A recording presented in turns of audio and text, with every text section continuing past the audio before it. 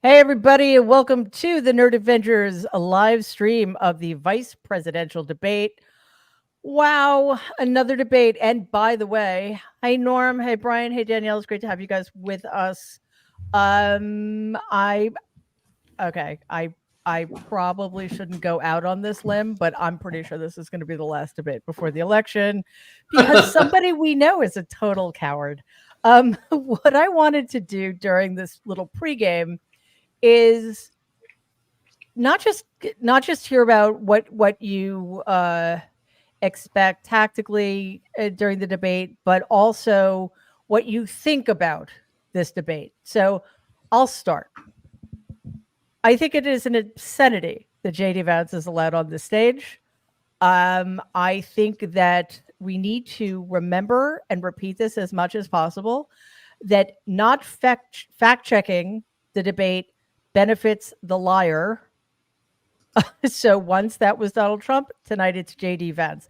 I cannot think of a universe in which that benefits the person who actually is out there to tell the truth to the American people. Also, and finally, we talked about this a bit today. I know we've talked about it before, but also worth repeating. How are we still in this position where this is even close? I know that historically vice presidential debates don't typically matter, but tonight I think they do because Norm, way too many American vote electorate doesn't get the information, is not plugged in the way we are, et cetera, et cetera.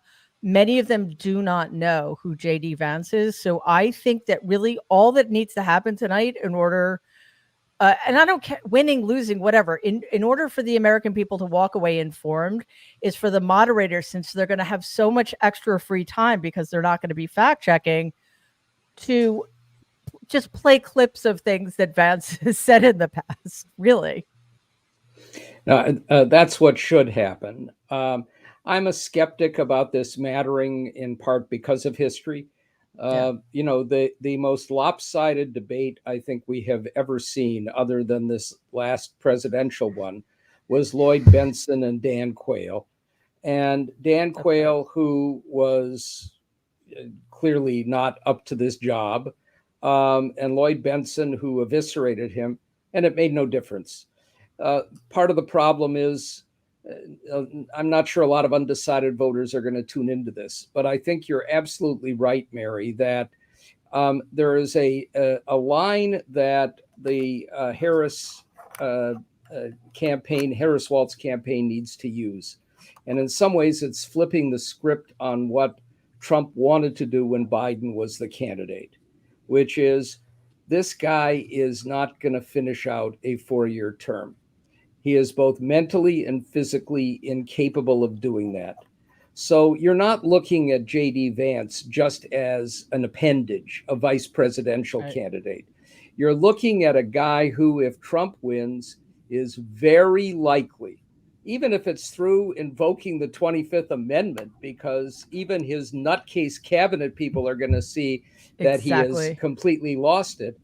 And you got to look at this guy as a potential president. And he is clearly unprepared, unqualified, incapable, and even worse, dangerous as somebody who would be in that position.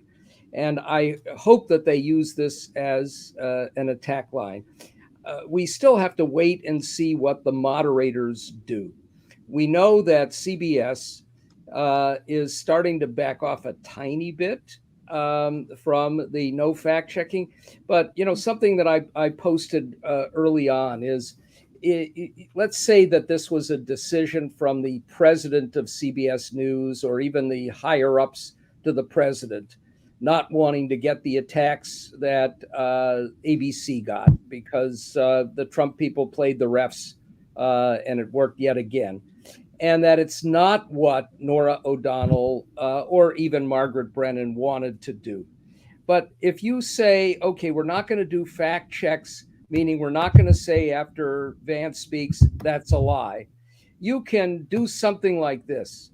Mr. Vance or Senator Vance, in 2017, you said repeatedly that Donald Trump was trying to destroy the Affordable Care Act.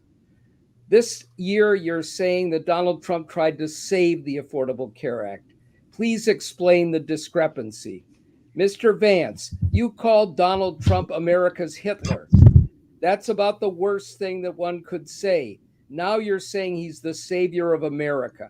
You can actually, without getting into fact checks, point out the lies that Right. he is told in the process of asking the questions.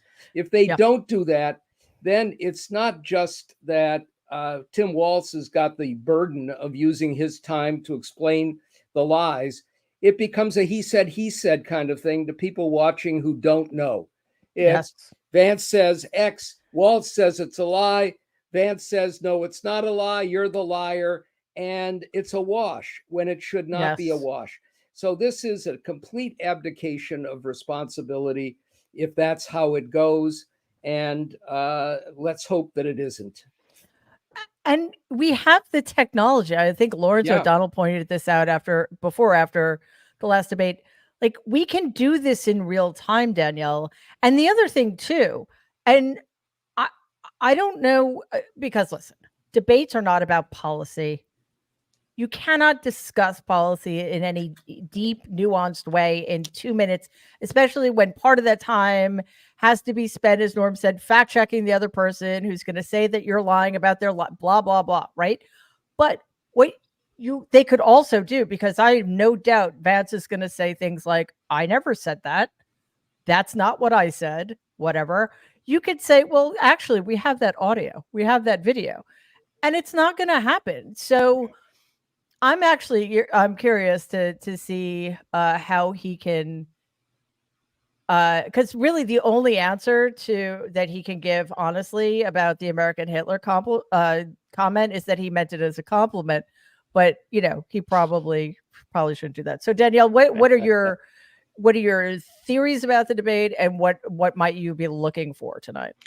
I mean, so here's the thing that I think with regard to the fact checking, which we know is not going to happen. And we have, seen this before, right? We've seen this play out before with corporate mainstream media. They want access. They don't care about accountability. That is no longer their role, is holding politicians accountable for the things that they say and making sure that the citizenry is informed. That's not their job anymore. It is, to Right. have access and to increase their power and the wealth for their shareholders. And so what I think that I'm in Twitter, like seeing what is going to happen, is that Tim Walz needs to not waste any time trying to fact check JD Vance. That is going to be a waste of his opportunity to talk to the American people about their real plans and not concepts of a plan.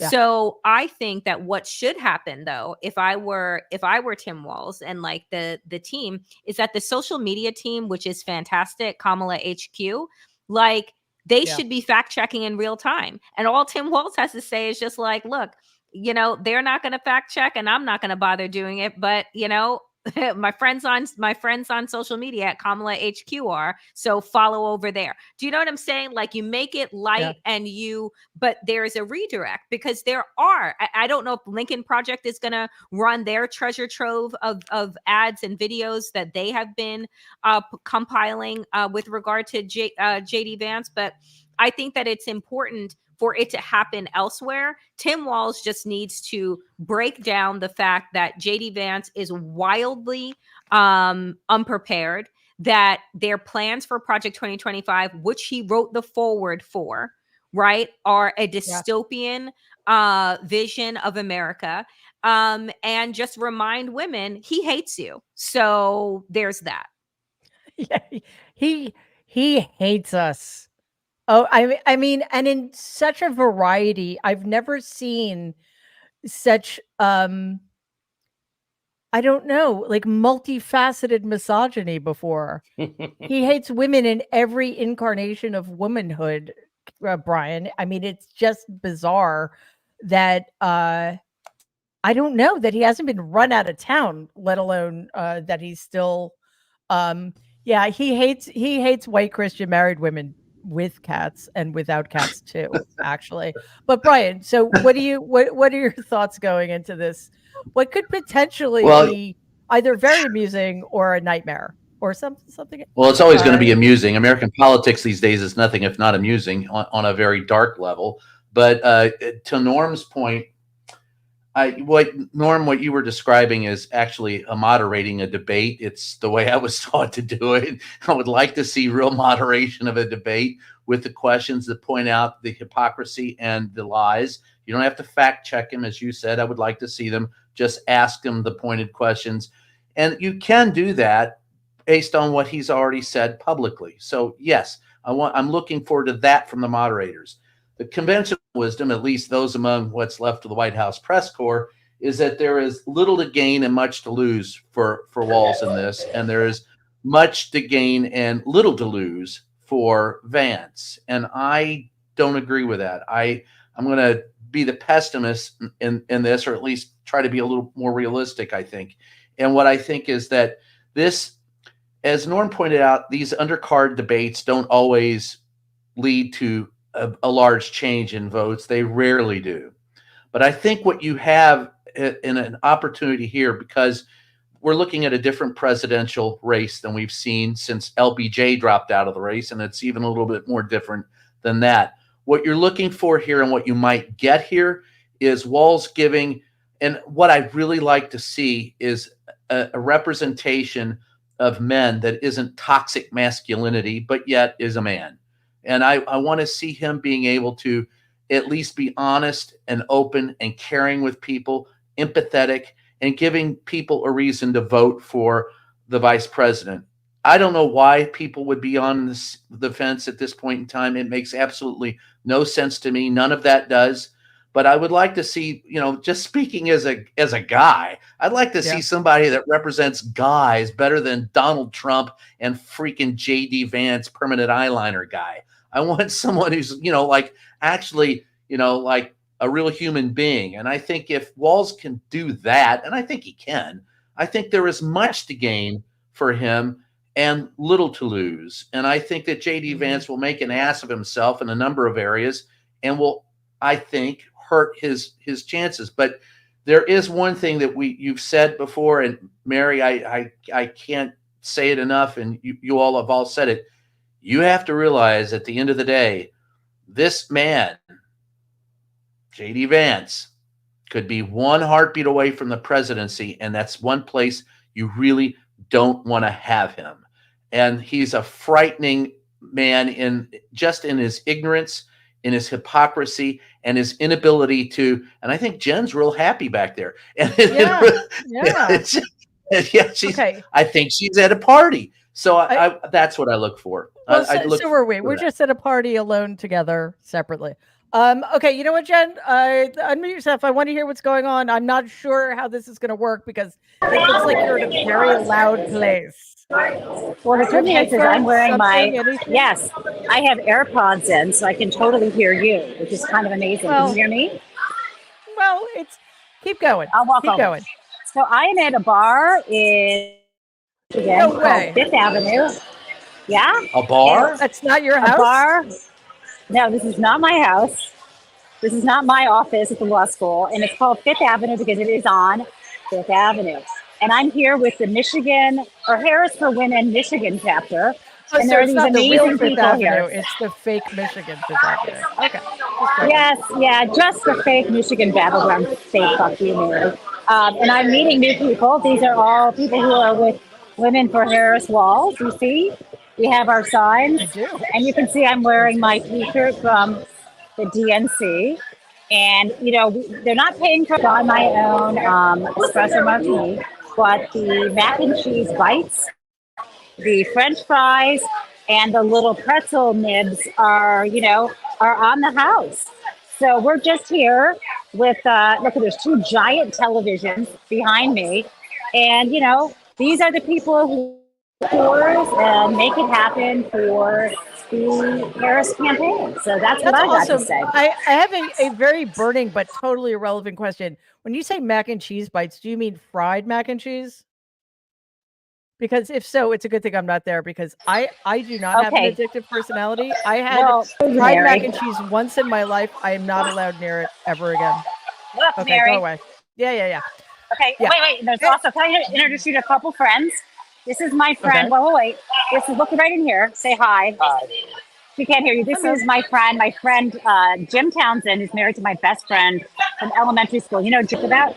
Jim runs a Levin Center, named after Carl Levin at Wayne State. Okay. And then Cool. I'm going to kind of go around the table. This is Charles Gaba, who I've known almost forever, but he is a giant in the fundraising area. Oh, Jim Townsend, he was in the Michigan State Legislature. He is a Democrat, even though, as you know, she was a Republican. And this is a famous person. This is Wade.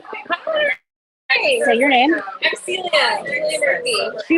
Celia Murphy is in charge of Women for Harris, Michigan. Oh, She fabulous. invited me to Wow, this it's party. awesome to meet Say you. hi to Mary Trump. This is Hey, Mary thank you. Trump. That's Danielle Moody. This is Wajahad Ali. You must know him. This is amazing one. This is And of course, amazing. Ryan Karam, who is a White House reporter. Cover You can tell reporter. she's like not fucking impressed at all. Cover I am reporter. so No, impressed. like she's like, she is impressed. She is impressed. Not only that, I brought two of my friends. I feel like I'm doing my job for the campaign. Are you guys Okay, still there? Yeah, we're still there.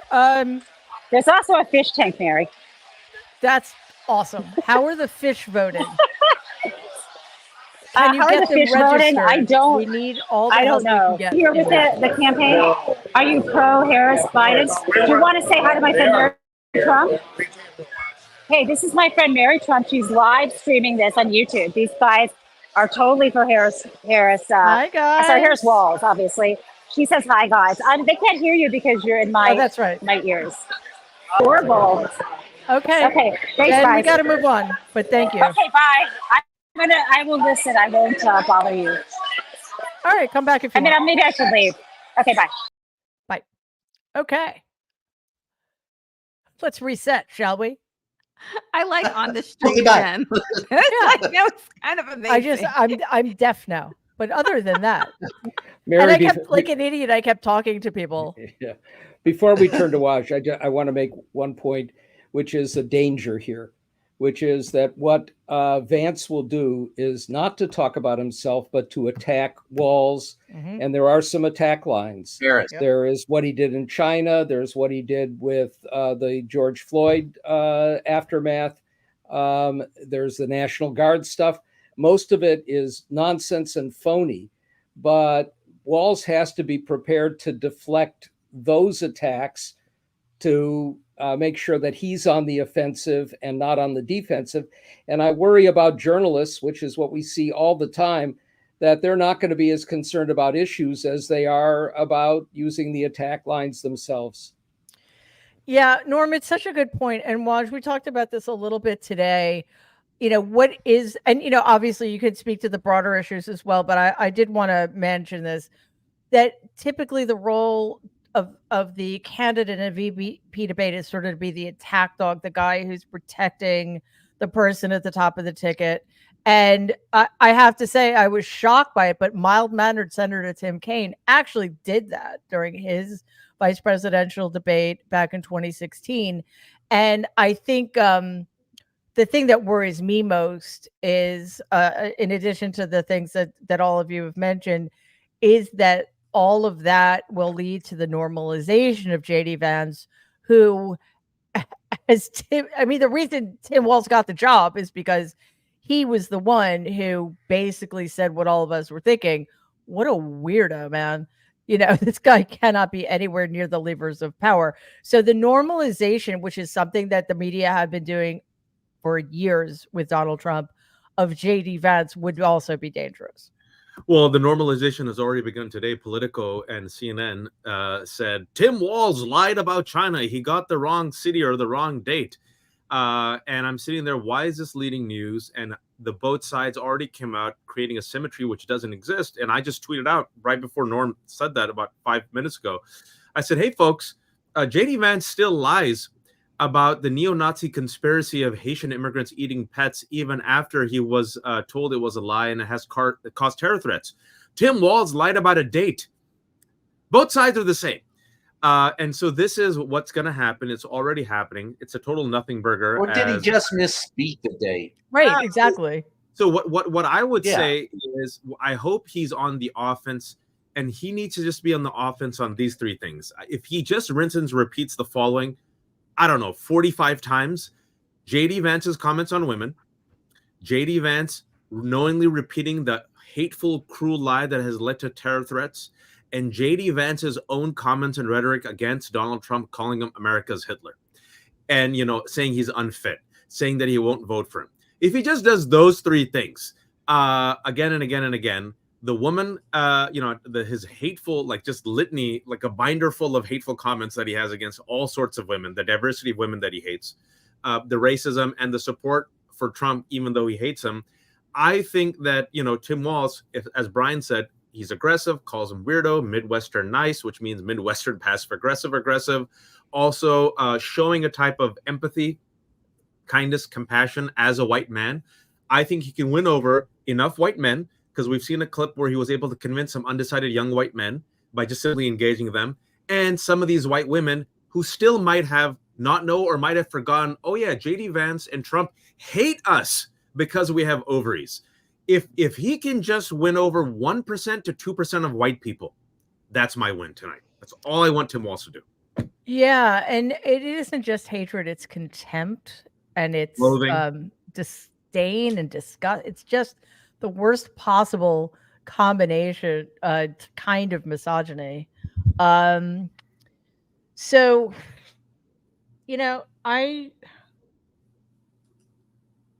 I should probably stop thinking about this, but I can't help it.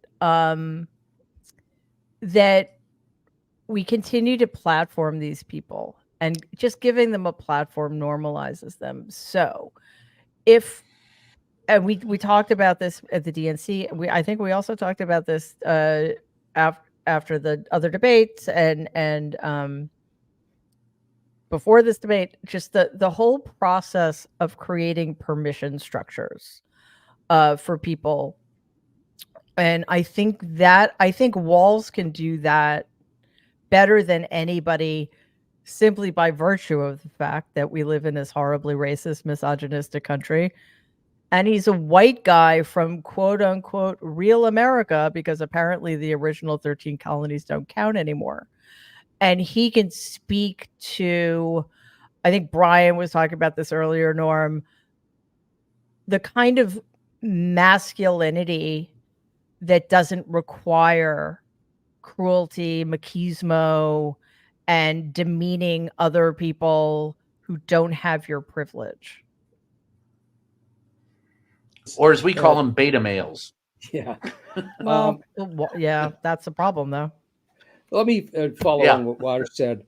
One part of it is I would quote Governor Mike DeWine on Springfield, back to him, that this is not just Tim Walz saying you lied, and not just some journalists even saying you lied. It's your own governor saying that you've lied and caused mayhem. The other thing that I think is going to be a good attack line as we get into foreign policy, Donald was asked again today after saying, this Iran never would have done anything like this. We had nothing like it when I was president. And we know that Iran basically gave 100 American military individuals brain injuries, traumatic brain injuries. And Trump at the time shrugged it off, said it was headaches. Today, he said it was a few headaches, but it was actually a beautiful thing. It's that world famous Trump empathy that I know so well. Yeah. It's awesome. So you have a lot of ways to get back, but I hope that they have schooled Walz on how to pivot in the way that Harris pivoted so skillfully in the presidential debate.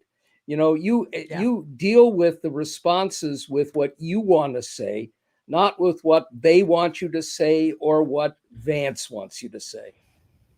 Yeah, exactly. And I think that the idea of using Republicans, including Vance, against Donald, but in a more, although honestly, the Vance thing wasn't that long ago. The guy has been has been in office for like 5 minutes. He's a senator for what, less than 2 years, and his comments about Donald were from 2020. So we're not talking about ancient history, but Governor DeWine is in the last couple of weeks. There's also Governor Kemp, and I don't remember his name, but the other Republican governors who are dealing with this catastrophe because of Hurricane Helene coming out and saying, no, no, no, no. Donald is lying about this. We are getting everything we need from the Biden-Harris administration. They are on this. They are on the ground, all that stuff. Yes, Youngkin. Thank you, Danielle. And Henry McMaster of South Carolina as well. Thank you. Even. That was the name that was escaping me. So there's plenty of ammunition, and we're just kind of have to see how it unfolds. But I don't know. I feel different. I think part of it is I don't think this is as big a deal as, well, it's not as big a deal as the presidential debate, but Danielle,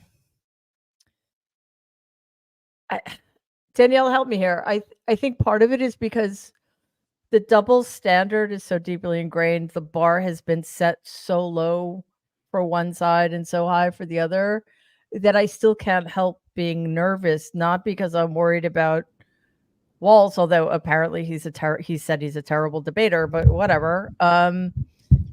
Just that it's not going to, even if he does well, right? Yeah, I don't think that this is a measure of like good or bad, to be honest, because I think that, to your point, like this isn't going to swing votes anyway. But I do think that for JD Vance, remember who he's performing for.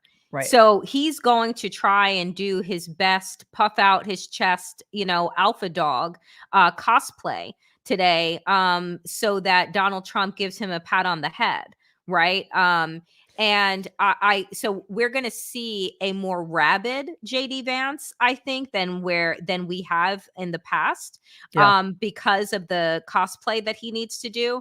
But I don't think that Tim Walz is going to follow. I don't think that he's going to be led in that direction. It's not who he is. So I think if anything, it will be Tim Walz showing America exactly what Brian is saying. There is more than one way to be a man, right? And for the last 8 years, we have been given this one type of toxic masculinity. Yep.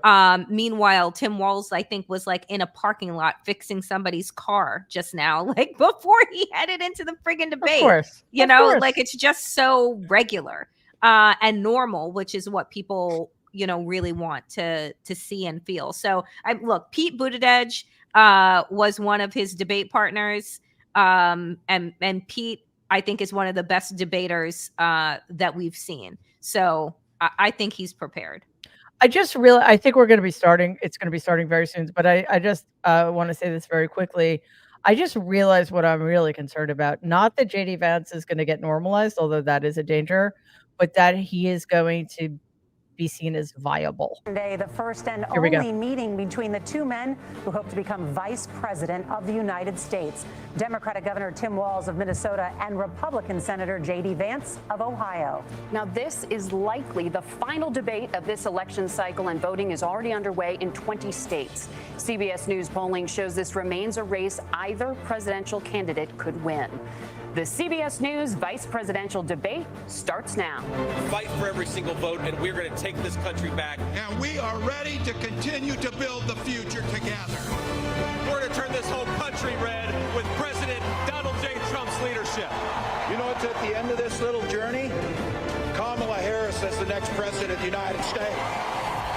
This is a CBS News special, live from CBS News headquarters in New York. America Decides, the vice presidential debate. Good evening, I'm Nora O'Donnell, and thank you for joining us for tonight's CBS News Vice Presidential Debate. We want to welcome our viewers on CBS, on other networks here in the U.S. and around the world. We have a consequential night ahead, and our focus is the issues that matter to you, the voter. Let's introduce the candidates. Minnesota's Democratic Governor Tim Walz and Ohio's Republican Senator JD Vance, tonight meeting for the first time. I'm Margaret Brennan. In order to have a thoughtful and civil debate, these are the rules that both campaigns have agreed to. Questions will be directed at one candidate who will have 2 minutes to respond. The other candidate will be allowed 2 minutes for rebuttal. Then each candidate will get another minute to make further points, with an additional 1 minute each at the discretion of the moderator. The primary role of the moderators is to facilitate the debate between the candidates, enforce the rules, and provide the candidates with the opportunity to fact-check claims made by each other. CBS News reserves Should the do right nothing to mute the important. candidates' microphones to maintain decorum. We have not shared the questions or topics with the campaigns. The stage is set. Good. Governor, Senator, thank you for joining us. Let's get started. Tonight, our country is facing several unfolding crises. The Middle East is on the brink of war. Americans are suffering from the catastrophic impact of Hurricane Helene, and now a labor strike as 25,000 dock workers from Maine to Texas are picketing. We're going to begin tonight with the Middle East. Margaret. Thank you, Nora. Earlier today, Iran launched its largest attack yet on Israel, but that attack failed, thanks to joint U.S. and Israeli defensive action. President Biden has deployed more than 40,000 U.S. military personnel and assets to that region over the past year to try to prevent a regional war.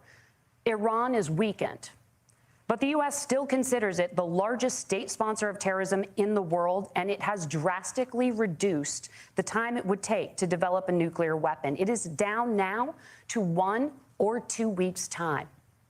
Governor Walz, if you were the final voice in the Situation Room, would you support or oppose a preemptive strike by Israel on Iran? You have 2 minutes. Well, thank you. And thank you for those joining at home tonight.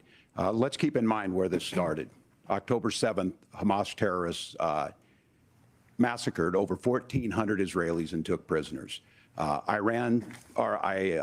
Israel's ability to be able to defend itself is absolutely fundamental. Getting its hostages back, fundamental, and ending the humanitarian crisis in Gaza. But the expansion of Israel and its proxies is an absolute fundamental necessity for the United States to have the steady leadership there. You saw it experienced today, where along with our Israeli partners and our coalition, able to stop the incoming attack. But what's fundamental here is that steady leadership is going to matter. It's clear, and the world saw it on that debate stage a few weeks ago, a nearly 80-year-old Donald Trump talking about crowd sizes is not what we need in this moment. But it's not just that. It's those that were closest to Donald Trump that understand how dangerous he is when the world is this dangerous. His chief of staff, John Kelly, said that he was the most flawed human being he'd ever met. And both of his secretaries of defense and his national security advisors said he should be nowhere near the White House. Now, the person closest to them, Donald Trump, said he's unfit for the highest office. That was Senator Vance. What we've seen out of Vice President Harris is we've seen steady leadership. We've seen a calmness that is able to draw on the coalitions to bring them together. Understanding that our allies matter. When our allies see Donald Trump turn towards Vladimir Putin, turn towards North Korea, when we start to see that type of fickleness around holding the coalitions together, we will stay committed. And as the Vice President said today we will protect our forces and our allied forces, and there will be consequences. Governor, your time is up. Senator Vance, the same question. Would you support or oppose a preemptive strike by Israel on Iran? You have 2 minutes. So, Margaret, I want to answer the question. First of all, thanks, Governor. Thanks to CBS for hosting the debate. And thanks, most importantly, to the American people who are watching this evening and caring enough about this country to pay attention to this vice presidential debate. Except I want to answer women. the question, but I want to actually give an introduction to myself a little bit because I recognize a lot of Americans don't know who either one of us are. I was raised in a working class family. My mother required food assistance for periods of her life. My grandmother required Social Security help to raise me. And she raised me in part because my own mother struggled with addiction for a big chunk of my early life. I went to college on the GI Bill after I enlisted in the Marine Corps and served in Iraq. And so I stand here asking to be your vice president with extraordinary gratitude for this country, for the American dream that made it possible for me to live my dreams. And most importantly, I know that a lot of you are worried about the chaos in the world and the feeling that the American dream is unattainable. I want to try to convince you tonight over the next 90 minutes that if we get better leadership in the White House, 2 minutes. get Donald Yes Trump or no back question. in the White House, the American dream is going to be attainable once again. And I want to answer your this question. particular question. We have to remember that as much as Governor Walz just Here we accused go. Donald Trump of being an agent of chaos, Donald Trump actually delivered stability in the world, actually and he didn't did it say by that. establishing effective deterrence. People were afraid Actually, of Vance stepping said out of that. line. Iran, which launched this attack, has received over $100 billion in unfrozen assets thanks to the Kamala Harris administration. What do they use that money for? They use it to buy weapons that they're now launching against our Is she allies. president And already? God forbid, potentially launching against That's the United that's States another as well. lie. There's no Donald Trump $100 billion. recognized that for people to Yeah, fear that's the a United lie. States, you needed peace through strength. They needed to recognize that if they got out of line, Just the check the United QR States code and you'll global know that. leadership would put stability and peace back in the world. Now, you asked about a preemptive strike, Margaret, and I want to answer the question. Look, it is up Eventually, to Israel what someday. they think they need to do to keep their country He's safe, already gone and over we should two. support our allies wherever they are when they're fighting the bad guys. I think that's the right approach to take with the Israel question. Thank you, Was that an Senator. answer? Governor Walz, There was no do answer. you care to respond to any of the allegations? Well, look, Yeah. Donald Trump was in office. We'll sometimes hear a revisionist history, but when Donald Trump was in office, it was Donald Trump who we had a coalition of nations that had boxed Iran's nuclear program in, the inability to advance it. Donald Trump pulled that program and put nothing else in its place. So Iran is closer to a nuclear weapon than they were before because of Donald Trump's fickle leadership. And when Iran shot down an American aircraft in international airspace, Donald Trump tweeted, because that's the standard diplomacy of Donald Trump. And when Iranian missiles did fall near U.S. troops and they received traumatic brain injuries, Donald Trump wrote it off as headaches. Look, our allies understand that Donald Trump is fickle. He will go to whoever has the most flattery or where it makes sense to him. Steady leadership like you witnessed today, like you witnessed in April. Both Iranian attacks were repelled. Our coalition is strong, and we need the steady leadership that Kamala Harris is providing. Senator Vance, the U.S. did Somebody have a warmed diplomatic up. deal with Iran to temporarily pause Yep. parts of its nuclear Well, he's been program, hitting and him. President Trump did exit that deal. He recently said, just 5 days ago, the U.S. must now make a diplomatic deal with Iran because the consequences are impossible. Did he make a mistake? You have 1 minute. Well, first of all, Margaret, diplomacy is not a dirty word, but I think that's something that Governor Walz just said is quite extraordinary. You yourself just said Iran is as close to a nuclear weapon today as they have ever been. And Governor Walz, you blame Donald Trump. Who has been the vice president for the last 3.5 years? And the answer is your running mate, not mine. Oh my God. Donald Trump consistently made the world more secure. Now, we talk about what the sequence of events that led us to where we are right now, and you can't ignore October the 7th, which I appreciate Governor Walz bringing up. But when did Iran and Hamas and their proxies attack Israel? It was during the administration of Kamala Harris. So Governor Walz can criticize Donald Trump's tweets, but effective, There's no Kamala smart Harris diplomacy industry. and peace through strength Not less is like how that. you bring stability back Peace to a through very strength, broken he just world. read Donald 1984. Trump has already done it once before. Ask yourself at home, when was the last time, I'm 40 years old, when was the last time that an American president didn't have a major conflict break out? The only answer is during the 4 years that Donald Trump was president. Gentlemen, we have a lot to get to. Nora? What? Margaret, thank you. Let's turn now to Hurricane Helene. The storm could become one of the deadliest on record. More than 160 people are dead and hundreds That's still more are nothing. missing. Scientists say climate change makes these hurricanes larger, stronger, and more deadly because of the historic rainfall. Senator Vance, according to CBS News polling, 7 in 10 Americans and more than 60% of Republicans under the age of 45 favor the U.S. taking steps to try and reduce climate change. Senator, what responsibility would the Trump administration have to try and reduce the impact of climate Walsh should change? double down I'll on give you 2 unfit- minutes. Sure. So first of all, let's start with the hurricane because it's an unbelievable, unspeakable human tragedy. I just saw today actually a photograph of two grandparents on a roof with a 6-year-old child, and it was the last photograph ever taken of them because the roof collapsed and those innocent people lost their lives. And I'm sure Governor Walz joins me He's full in of saying shit. our hearts go out to those innocent people, So our full of prayers shit. go out to them, You don't and we have a want as heart. robust and aggressive as a federal response as we can get to save as many lives as possible. Which And then, you're of course, getting. afterwards, You see what he to just help did. the people in those Yep. communities rebuild. I mean, these are communities that I love. Some of them I know very personally in Appalachia, all across the Southeast. They need their government to do their job. And I commit that when Donald Trump is president again, the government will put doesn't the know citizens of this Appalachia any country more than first he when they knows suffer brain from surgery. disaster. Now, Nora, you asked about climate change. I think this is a very important issue. Look, a lot of people are justifiably worried about all these crazy weather patterns. I think it's important for us, first of all, to say, Donald Trump and I support clean air, clean water. We want the environment to be cleaner and safer. But one of the things that I've noticed some of our Democratic friends talking a lot about is a concern about carbon emissions, this idea that carbon emissions drives all of the climate change. Well, let's just say that's true, just for the sake of argument, so we're not arguing about weird science. Let's just say that's true. Well, if you believe that, what would you want to do?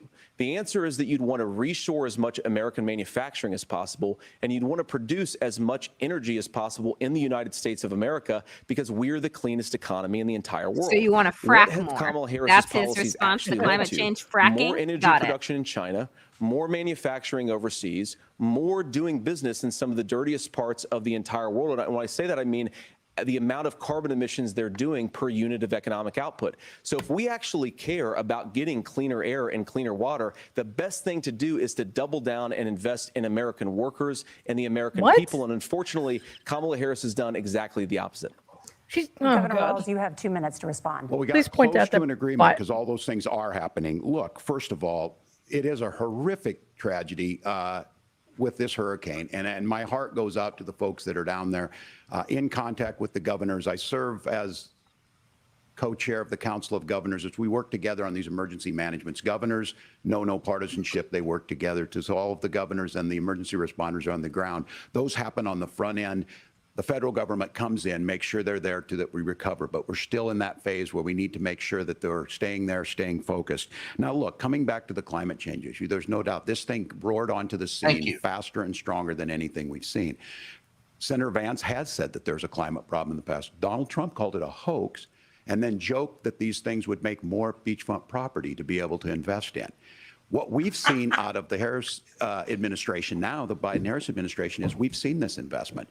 We've seen massive investments, the biggest in global history that we've seen in the Inflation Reduction Act, has created jobs all across the country. 2,000 in Jeffersonville, Ohio, taking the EV technology that we invented and making it here. 200,000 jobs across the country. The largest solar manufacturing plant in North America sits in Minnesota.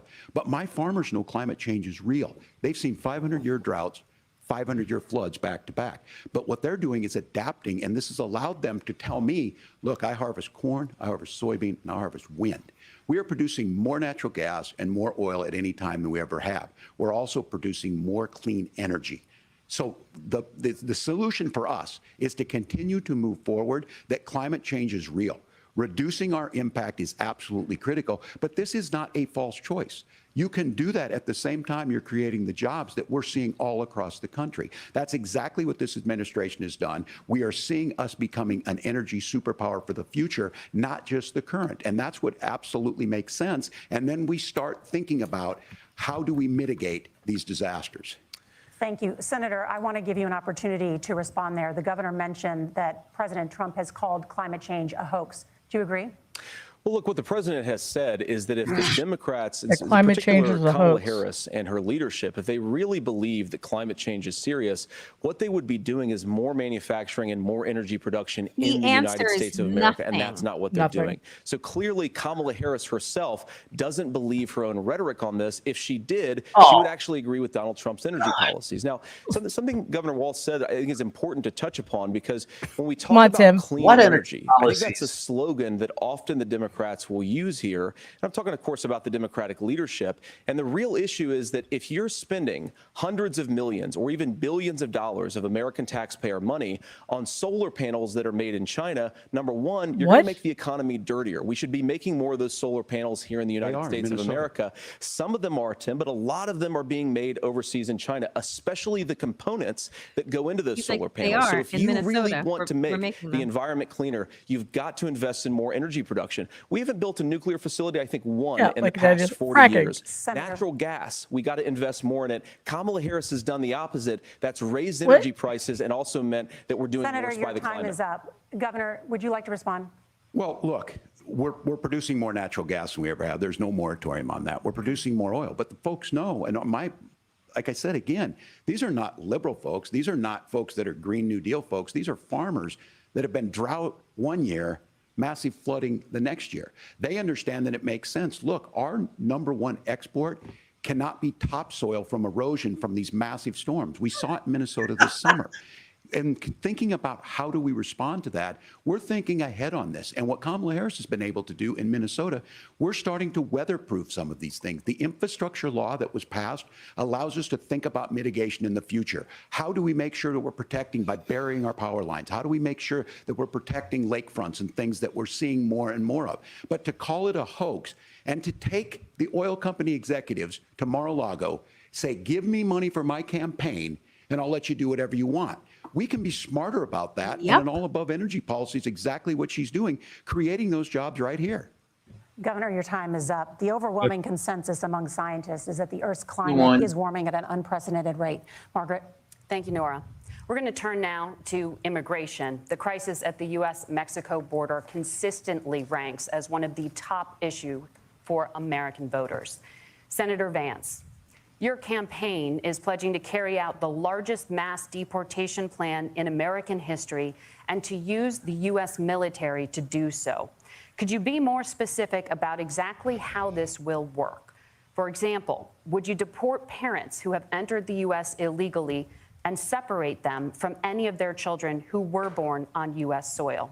You have 2 minutes. So first of all, Margaret, before we talk about deportations, we have to stop the bleeding. We have a historic immigration crisis because Kamala Harris started and said that she wanted to undo all of Donald Trump's border policies.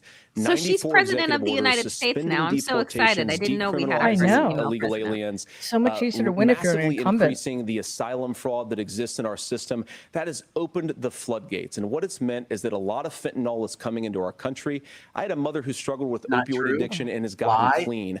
I don't want people who are struggling with addiction to be deprived of because their of the Sacklers, for God's sake. Let in fentanyl into our communities at record levels. So you've got to stop the bleeding. You've got to re-implement Donald Trump's border policies, build the wall, re-implement deportations. And that gets me to your point, Margaret, about what do we actually do? So we've got 25 million illegal aliens who are here in the country. What do we do with them? I think the first thing that we do is we start with the criminal migrants. About 1 million of those people have committed some form of crime in addition to crossing the border illegally. I think you start as much with crime as his boss, on Donald Trump, or no? And then I think you make it harder for illegal aliens to undercut the wages of American workers. A lot of people will go home if they can't work for less than minimum wage in our own country. And by the way, that'll be really good for our workers who just want to earn a fair wage for doing a good day's work. And the final point, Margaret, is you ask about family separation. Right now in this country, Margaret, we have 320,000 children that the Department of Homeland Security has effectively lost. Some of them have been sex trafficked. Some of them hopefully are at homes with their families. Some of them have been used as drug trafficking mules. The real family separation policy in this country is unfortunately Kamala Harris's wide open southern border. And I'd ask my fellow Americans to remember when she came into office, Donald Trump she said she was going to do this. Real leadership would be saying, you know what, I screwed up. We're going to go back to Donald Trump's border policies. I wish that she would do that. It would be good for all of us. How about Governor? Do you care to respond to any of those specific Do you care to fact check him? including that the vice president is, quote, letting in fentanyl and using kids as drug mules. Well, they among are other fact-checking things him. Yeah, regarding well, children. the drug mule is not true, but I will say about this, about the fentanyl, because this is a crisis of this, the opioid crisis. And the good news on this is the last 12 months saw the largest decrease in opioid deaths in our nation's history. 30% decrease in Ohio, but there's still more work to do. But let's go back to this on immigration. Kamala Harris was the Attorney General of the largest state and a border state in California. She's the only person in this race who prosecuted transnational gangs for human trafficking and drug interventions. But look, we all want to solve this. Most of us want to solve this, and that is the United States Congress. That's the Border Patrol agents. That's the Chamber of Commerce. That's most Americans out here. That's why we had the fairest and the toughest bill on immigration that this nation's seen. It was crafted by a conservative senator from Oklahoma, James Lankford. I know him. He's super conservative, but he's a man of principle, wants to get it done. Democrats and Republicans worked on this piece of legislation. The Border Patrol said, this is what we need in here. These are the experts. And the Chamber of Commerce and the Wall Street Journal said, pass this thing. Kamala Harris helped get there. 1,500 new border agents, detection for drugs, DOJ money to speed up these the adjudications on this, just what America wants. But as soon as I was getting ready to pass and actually tackle this, Donald Trump said no, told them to vote against it because it gives him a campaign issue. It gives him what would Donald Trump talk about if we actually did some of these things? And they need to be done by the legislature. You can't just do this through the executive branch. So look, we have the options to do this. Donald Trump had 4 years. He had 4 years to do this. And he promised you, America, how easy it would be. I'll build you a big, beautiful wall, and Mexico will pay for it. Less than 2% of that wall got built, and Mexico didn't pay a dime. But here we are again, 9 years after he came down that escalator, dehumanizing people and telling them what he was going to do. As far as the deportation plan, at one point, Senator Vance said it was so unworkable to be laughable. So that's where we're at. Pass the bill, she'll sign it. Governor, your time is up. Senator, the question was, will you separate parents from their children, even if their kids are U.S. citizens? You have 1 minute. Margaret, my point is that we already have massive child separations thanks to Kamala Harris's open border. And I didn't accuse Kamala Harris of inviting drug mules. I said that she enabled the Mexican drug cartels to operate freely in this country. And we know that they use children as drug mules. And it is a disgrace. And it has to stop. How is she doing these things? Said just doesn't pass the smell test. For waving a 3 magic years, wand. Kamala Harris went out bragging that she was going to undo Donald Trump's border policy. She did exactly that. We had a record number of illegal crossings. We had a record number of fentanyl coming into our country. And now that she's running for president, or a few months before, she says that somehow she got religion and cared a lot about a piece of legislation.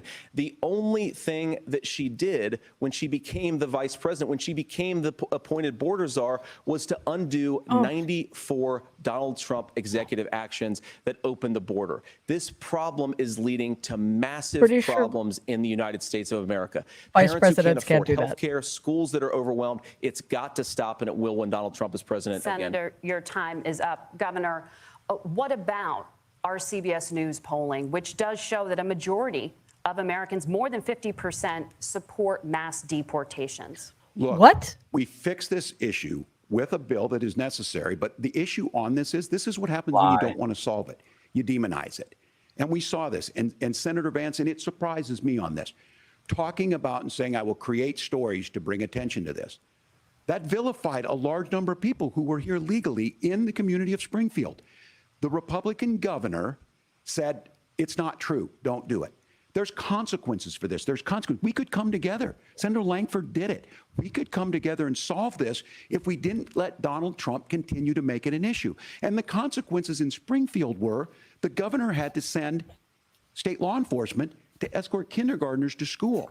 I believe Senator Vance wants to solve this, but by standing with Donald Trump and not working together to find a solution, it becomes a talking point. And when it becomes a talking point like this, we dehumanize and villainize other human beings.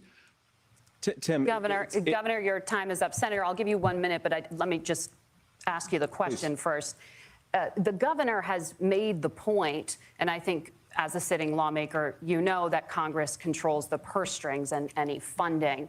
So you have said repeatedly that Donald Trump would, through executive action, solve this. Do you disagree that Congress controls the purse strings and would need to support many of the changes that you would actually want to implement? You have 1 minute. Look, Margaret, first of all, the gross majority of what we need to do at the southern border is just empowering law enforcement to do their job. I've been to the southern border more than our borders are. Kamala Harris has been. And it's actually heartbreaking because the Border Patrol agents, they just want to be empowered to do their job. She's not a border czar. Resources would help. But There's no most of such this thing is as a about border the czar. president and the vice president empowering our law enforcement to say, if you That try to was come across something the the border illegally, media made you've up. got to stay in Mexico. You've got to go back through proper channels. Now, Governor Walz brought up the community of Springfield, and he's very worried about the things that I've said in Springfield. Look, 'Cause you're a terrorist. in Springfield, Ohio, and in communities all across this country, you've got schools that are overwhelmed. You've got hospitals that are overwhelmed. You have got housing that is totally unaffordable because we brought in millions of illegal immigrants to compete with Americans They're not for scarce illegal. homes. The people that I'm most worried about in Springfield, They're Ohio, legal. are the American citizens who have had their lives destroyed by Kamala Harris's open border. It is a disgrace, Tim. And I actually think, I agree with you. I think you want to solve this problem, but I don't think that Kamala Harris does. Senator, your time is up. Governor, you have 1 minute to respond. Yeah, well, it is law enforcement that asked for the bill. They helped craft it. They're the ones that supported it. It was No, that's not a- because they know we need to do this. Look, this issue This is of a weak continuing response. to bring this up, of not dealing with it, of blaming migrants for everything. On housing, we could talk a little bit about Wall Street speculators buying up housing and making them less affordable, but it becomes a blame. Look, this bill also gives the money necessary to adjudicate. Talk I agree, it should not take deportations. 7 years for an asylum claim to be done. Detention This bill gets it done in camps. 60 days. Then you start to make a difference in this, and you start to adhere to what we know, American principles. Look, I don't talk about my faith a lot, but Matthew 25:40 talks about, to the least amongst us you Beautiful. do unto me. I think that's true of most Americans. They simply want order to it. This bill does it. It's funded. It's supported by the people who do it, and it lets us keep our dignity about how we treat other people. Thank you, Governor. And just to was clarify, pretty good. for I our actually viewers, don't think that was Springfield, bad. Ohio I think does that have was a a large good number rebuttal. of I think that Haitian was really well migrants done. who have legal status, temporary protected Well, status. Margaret, Nora? but Thank you. Senator, we have so much to get to. Margaret, Thank you, I think it's Nora. important We're because gonna turn now to the debate- economy. Thank Margaret, you. the rules were that The you guys weren't economy, going to we're fact check, and since you're fact checking me, I think it's important to say what's actually going on. So there's an application called the Doesn't know what's CBP going One app, on. No. where you can go on So as they an don't cut his illegal mic? migrant, apply Nope. for asylum or apply for parole. Cut and his be mic. Let him. granted They're legal letting him get away status with this at crap. the wave of a They're- Kamala Harris open border wand. That They is saved not the a person community. coming in, applying for a green card and waiting for 10 years. That Thank is you, the Senator. facilitation of illegal immigration, Margaret, by Thank our you, Cut him Senator, off. for leadership. describing Walz the legal equal- process. Those laws- We have Kamala so much Harris to get opened up to, that Senator. pathway. Those We have laws so have been on much. the books since 1990. Thank you, gentlemen. The We CBP want to One have. app has not been on the books since 1990. It's something that Kamala Harris. Yeah, there Somebody you go. cut him off. Yeah. Thank So God. where was that The before? audience can't hear you because your mics are cut. We have so much we want to get to. Thank you for explaining the legal process. Nora? Thank you, Margaret. What? The economy is a top concern for voters. Each of your campaigns has released an economic plan, so let's talk about the specifics. Governor Walz, Vice President Harris unveiled a plan that includes billions in tax credits for manufacturing, housing, and a renewed child tax credit. The Wharton School says your proposals will increase the nation's deficit by $1.2 trillion. How would you pay for that without ballooning the deficit? Governor, I'll give you 2 minutes. Yeah, thank you. And Kamala Harris and I do believe in the middle class because that's where we come from. We both grew up in that. We understand. So those of you out there listening tonight, you're hearing a lot of stuff back and forth, and it's good. It's healthy. That's what this is supposed to happen. You should be listening. How's this going to impact me? The bold forward plan that Kamala Harris put out there is talking about this housing issue. The one thing is there's 3 million new houses proposed under this plan with down payment assistance on the front end to get you in a house. A house is much more than just an asset to be traded somewhere. It's foundational to where you're at. And then making sure that the things you buy every day, whether they be prescription drugs or other things, that there's fairness in that. Look, the $35 insulin is a good thing, but it costs $5 to make insulin. They were charging $800 before this law went into effect. As far as the housing goes, I've seen it in Minnesota. 12% more houses in Minneapolis, prices went down on rent 4%. It's working. And then making sure tax cuts go to the middle class. $6,000 child tax credit, we have one in Minnesota, reduces childhood poverty by a third. We save money in the long run, and we do the right thing for families. And then getting businesses off the ground. The law as it stands right now is $5,000 tax credit for small business, increasing that to $50,000. Now, this is a philosophical difference between us. Donald Trump made a promise, and I'll give you this. He kept it. He took folks to Mar-a-Lago, said, you're rich as hell, I'm going to give you a tax cut. He gave the tax cuts that predominantly went to the top class. What happened there was an $8 trillion increase in the national debt, the largest ever. Now he's proposing a 20% consumption or sales tax on everything we bring in. Everyone agrees, including businesses, it would be destabilizing it, it would increase inflation and potentially lead to a recession. Look, this is simple for you. Where are we going? Kamala Harris has said to do the things she wants to do, we'll just ask the wealthiest to pay their fair share. When you do that, our system works best, more people are participating in it, and folks have the things that they need. Senator, I want to give you a moment to respond on that. But similarly, the Wharton School has done an analysis of the Trump plan and says it would increase the nation's deficit by $5.8 trillion. My question is the same for you. How do you pay for all that without ballooning the deficit? I'll give you 2 minutes. Well, first of all, you're going to hear a lot from Tim Walz this evening, and you just heard it in the answer, a lot of what Kamala Harris proposes to do. And some of it, I'll be honest with you, it even sounds pretty good. Here's what you won't hear, is that Kamala Harris has already done it. Because she's been the vice president for 3.5 years. She had the opportunity to enact all of these great policies. And what she's actually done instead is drive the cost of food higher by 25%, drive the cost of housing higher by about 60%. Open the American southern border and make middle-class life unaffordable for a large number of Americans. If Kamala Harris has such great plans for how to address middle-class problems, then she ought to do them now. Not when asking for a promotion, but in the job the American people gave her 3.5 years ago. And the fact that she isn't tells you a lot about how much you can trust her actual plans. Now, Donald Trump's economic plan is not just a plan, but it's also a record. A lot of those same economists attack Donald Trump's plans, and they have PhDs, but they don't have common sense and they don't have wisdom. Because Donald Trump's economic policies delivered the highest take-home pay in a generation in this country, 1.5% inflation, and to boot, peace and security all over the world. So when people say that Donald Trump's economic plan doesn't make sense, and whose paycheck I say, is he talking about? the record. He delivered rising take-home pay for American workers.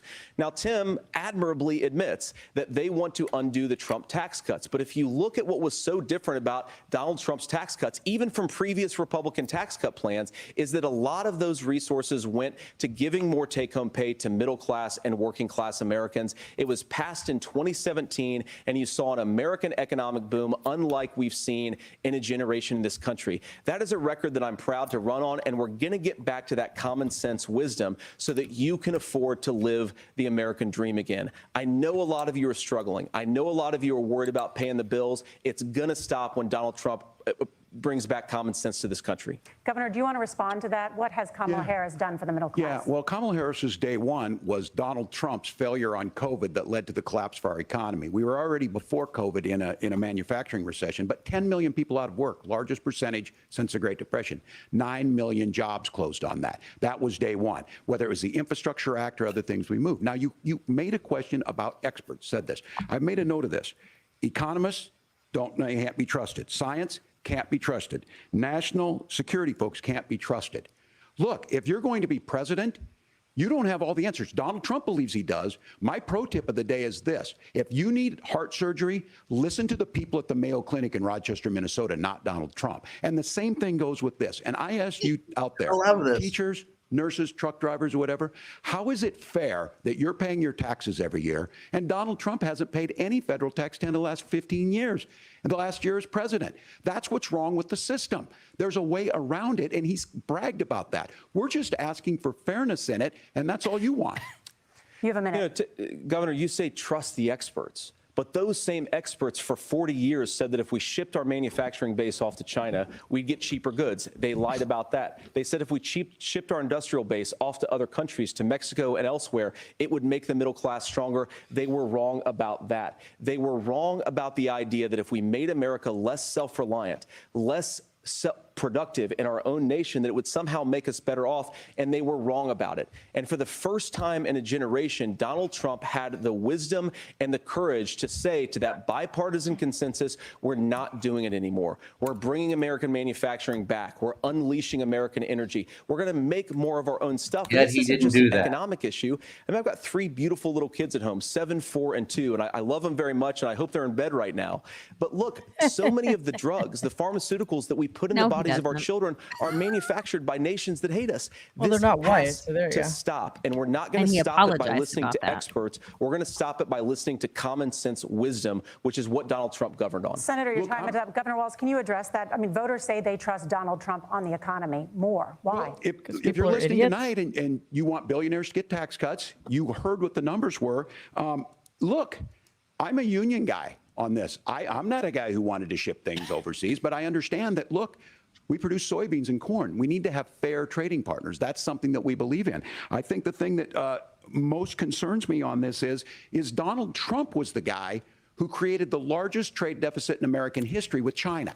So the rhetoric is good. Much of what the senator said right there, I'm in agreement with him on this. I watched it happen too. I watched it to my communities, and we talked about that. But we had people undercutting the right to collectively bargain. We had right to work states made it more difficult. We had companies that were willing to ship it over, and we saw people profit. Folks that are venture capital in some cases, putting money into companies that were overseas. We're in agreement that we bring those home. The issue is Donald Trump is talking about it. Kamala Harris has a record, 250,000 more manufacturing jobs just out of the IRA. May I respond to that? Yes. So I appreciate that. So if you notice what Governor 18 Walz lies says, from this guy. Donald Trump has to listen to the experts. 18 lies And then from when this he guy acknowledges the in experts 4 screwed up, he said, well, categories Donald already. Trump didn't That's do nearly as coming good of a at job. one That's the every Solicitor minute, General more or less. did. So what Tim Walz is doing, and I honestly, Tim, I think you got a tough job here, because you've got to play whack-a-mole. You've got to pretend that Donald Trump didn't deliver rising take-home pay, which of course he did. You've got to pretend that Donald Trump didn't deliver lower inflation, which of course he did. And then you've simultaneously got to defend Kamala Harris's atrocious economic record, which has made gas, groceries, and housing unaffordable for American citizens. I was raised by a woman who would sometimes go into medical And you debt hate so women. that she could put food on the table in our household.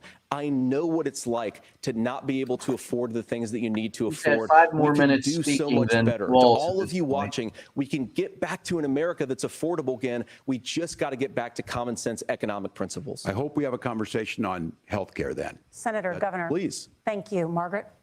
We have a lot to get to ahead, gentlemen, on many topics. But right now, I want to Walz talk about isn't doing a good personal job. qualifications. No, it's terrible. The vice president Terrible. is often the last voice the president hears before making consequential decisions.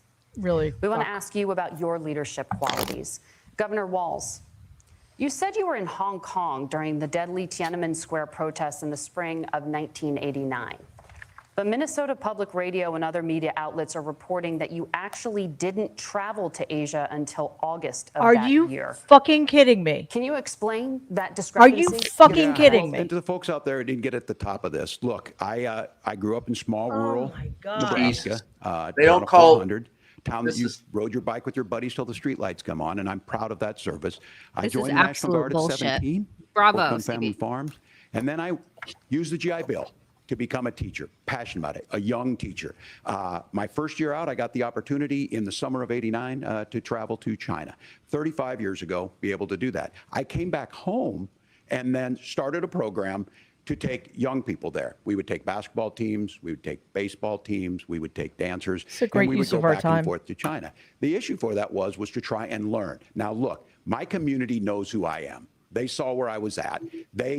Look, I will be the first to tell you, I have poured my heart into my community. I've tried to do the best I can, but I've not been perfect. And I'm a knucklehead at times, but it's always been about that. Those same people elected me to Congress for 12 years.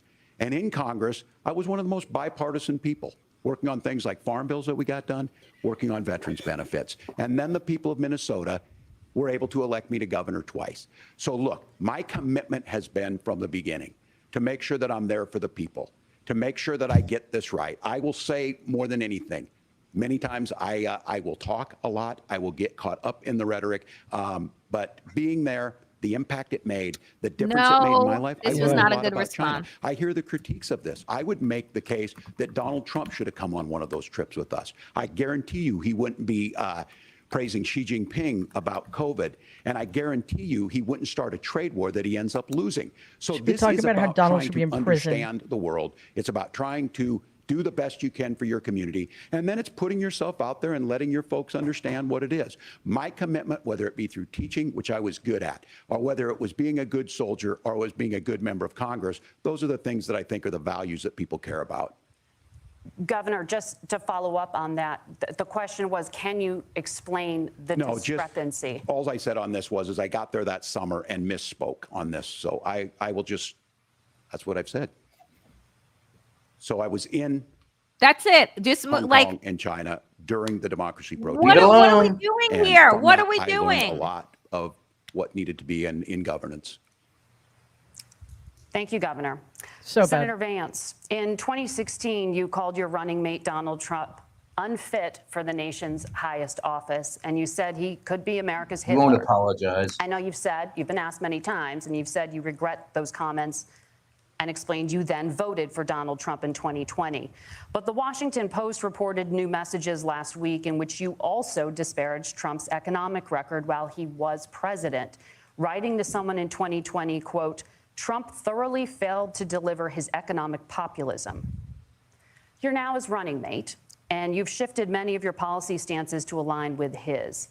If you become vice president, why should Americans trust that you will give Donald Trump the advice he needs to hear and not just the advice he wants to hear?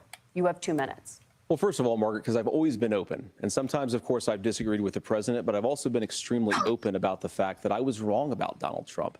I was wrong, first of all, because I believed some of the media stories that turned out to be dishonest fabrications of his record. Oh, it's our fault. Importantly, so Donald it's Trump the delivered media's for the American fault. people. You're a fucking rising idiot. wages, rising take-home pay, an economy that worked for normal Americans, a secure southern border, a lot of things, frankly, that I didn't think he'd be able to deliver on. And yeah, when you screw up, when you misspeak, when you get something wrong and you change your mind, you ought to be honest with the American people about it. It's one of the reasons, Margaret, why I've done so many interviews is because I think it's important to actually explain to the American people where I come down on the issues and what changed. Now, you pointed out the messages from 2020.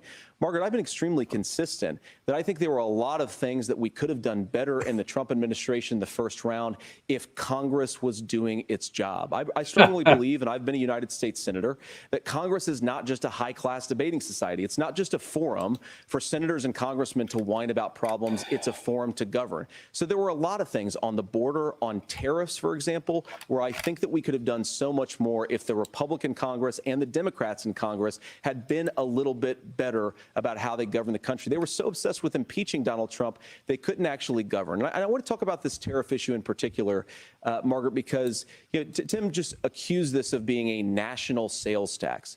Look, what the tariff one issue? thing, and you're probably surprised to hear me praising Joe Biden, but the one thing that Joe Biden did is he continued some of the Trump tariffs that protected American manufacturing jobs. And it's the one issue, the most pro-worker part of the Biden administration, it's the one issue where Kamala Harris has run away from Joe Biden's record. Think about this. If you're trying to employ slave laborers in China at $3 a day, you're going to do that and undercut the wages of American workers unless our country stands up for itself and says you're not accessing our markets unless you're paying middle-class Americans a fair wage. Senator, your time is up. Nora? Thank you. Now to the issue of reproductive rights. Governor Walz, after Roe versus Wade was overturned, you signed a bill into law that made Minnesota one of the least restrictive states in the nation when it comes to abortion. Former President Trump said in the last debate that you believe abortion, quote, in the 9th month is absolutely fine. Yes or no? Is that what you support? I'll give you 2 minutes. That's not what the bill says. Is she fucking dumb? This issue is what's on everyone's mind. Donald Trump put this all into motion. He brags about how great it was that he put the judges in and overturned Roe versus Wade, 52 years of personal autonomy. And then he tells us, oh, we send it to the states. It's a beautiful thing. Amanda Zaworski would disagree with you on it's a beautiful thing. A young bride in Texas waiting for their child at 18 weeks. She has a complication, a tear in the membrane. She needs to go in. The medical care at that point needs to be decided by the doctor. And that would have been an abortion. But in Texas, that would have put them in legal jeopardy. She went home, got sepsis, nearly dies, and now she may have difficulty having children. Or in Kentucky, Hadley Duvall, a 12-year-old child raped and impregnated by her stepfather. Those are horrific. Now, when God asked about that, Senator Vance said, 2 wrongs don't make a right. There is no right in this. So in Minnesota, what we did was restore Roe versus Wade. We made sure that we put women in charge of their health care. But look, this is not where, if you don't know Amanda or a Hadley, you soon will. Their Project 2025 is going to have a registry of pregnancies. It's going to make it more difficult, if not impossible, to get contraception and limit access, if not eliminate access to infertility treatments. For so many of you out there listening, me included, infertility treatments are why I have a child. That's nobody else's business, but those things are being proposed. And the catch-all on this is, well, the states will decide what's right for Texas might not be right for Washington. That's not how this works. This is basic human right. We have seen maternal mortality skyrocket in Texas, outpacing many other countries in the world. This is about health care. In Minnesota, we are ranked first in health care for a reason.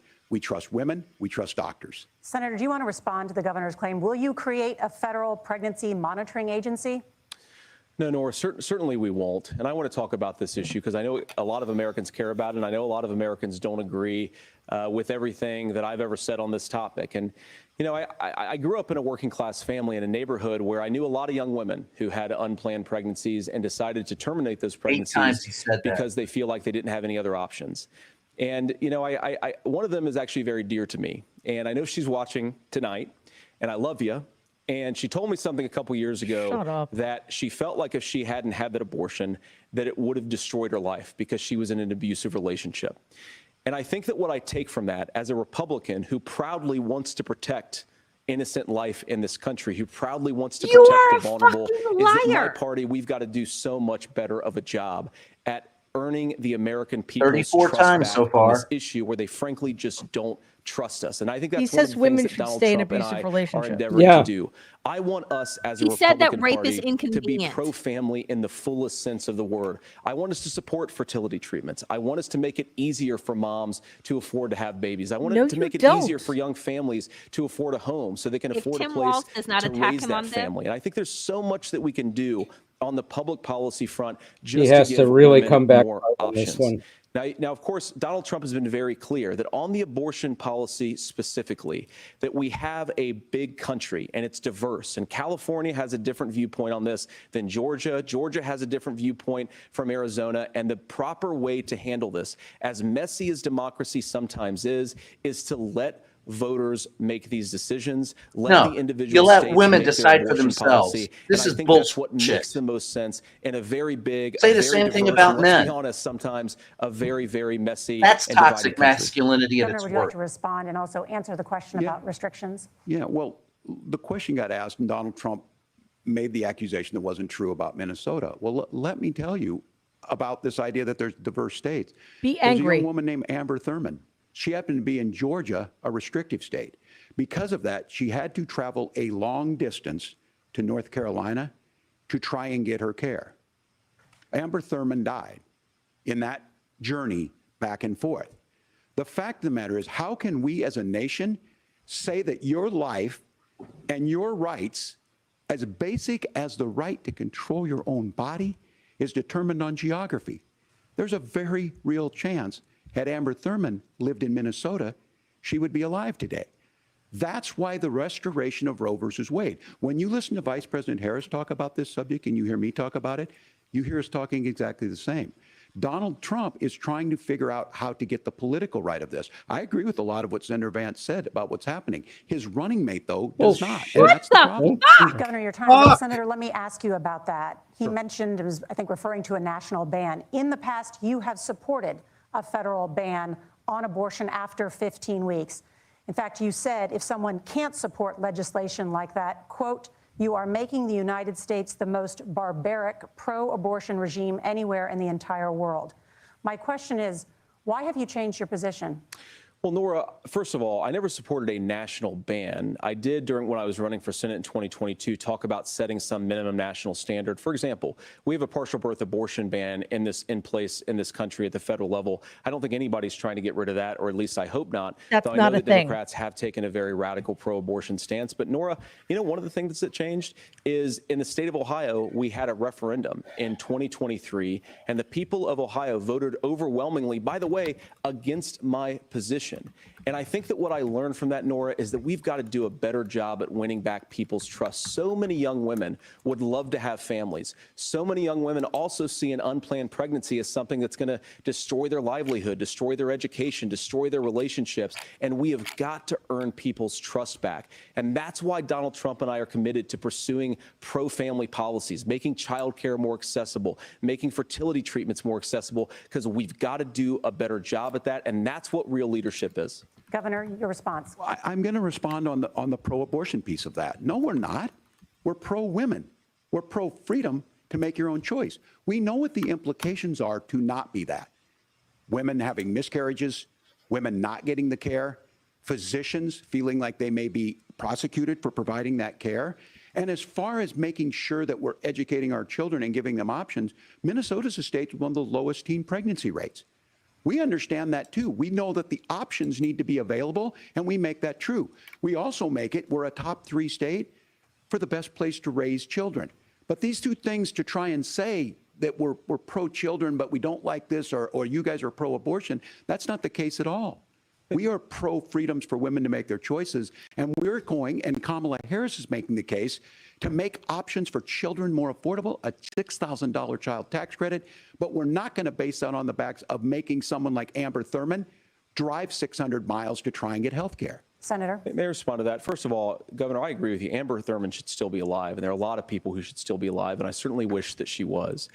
And maybe there are a lot you're of free to people that should disagree with still me be on this alive. and explain this to me. But as I read the Minnesota law that you signed into law, the statute that you signed into law, it says that a doctor who presides over an abortion where the baby survives, the doctor is under no obligation to provide life-saving care to a baby who survives a botched late-term abortion.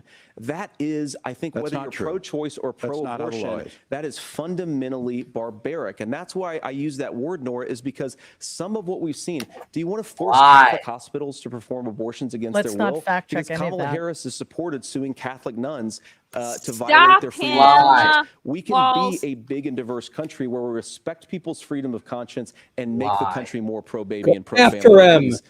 Yes, Governor, please respond. Look, this is one where there's always something there. This is a very simple proposition.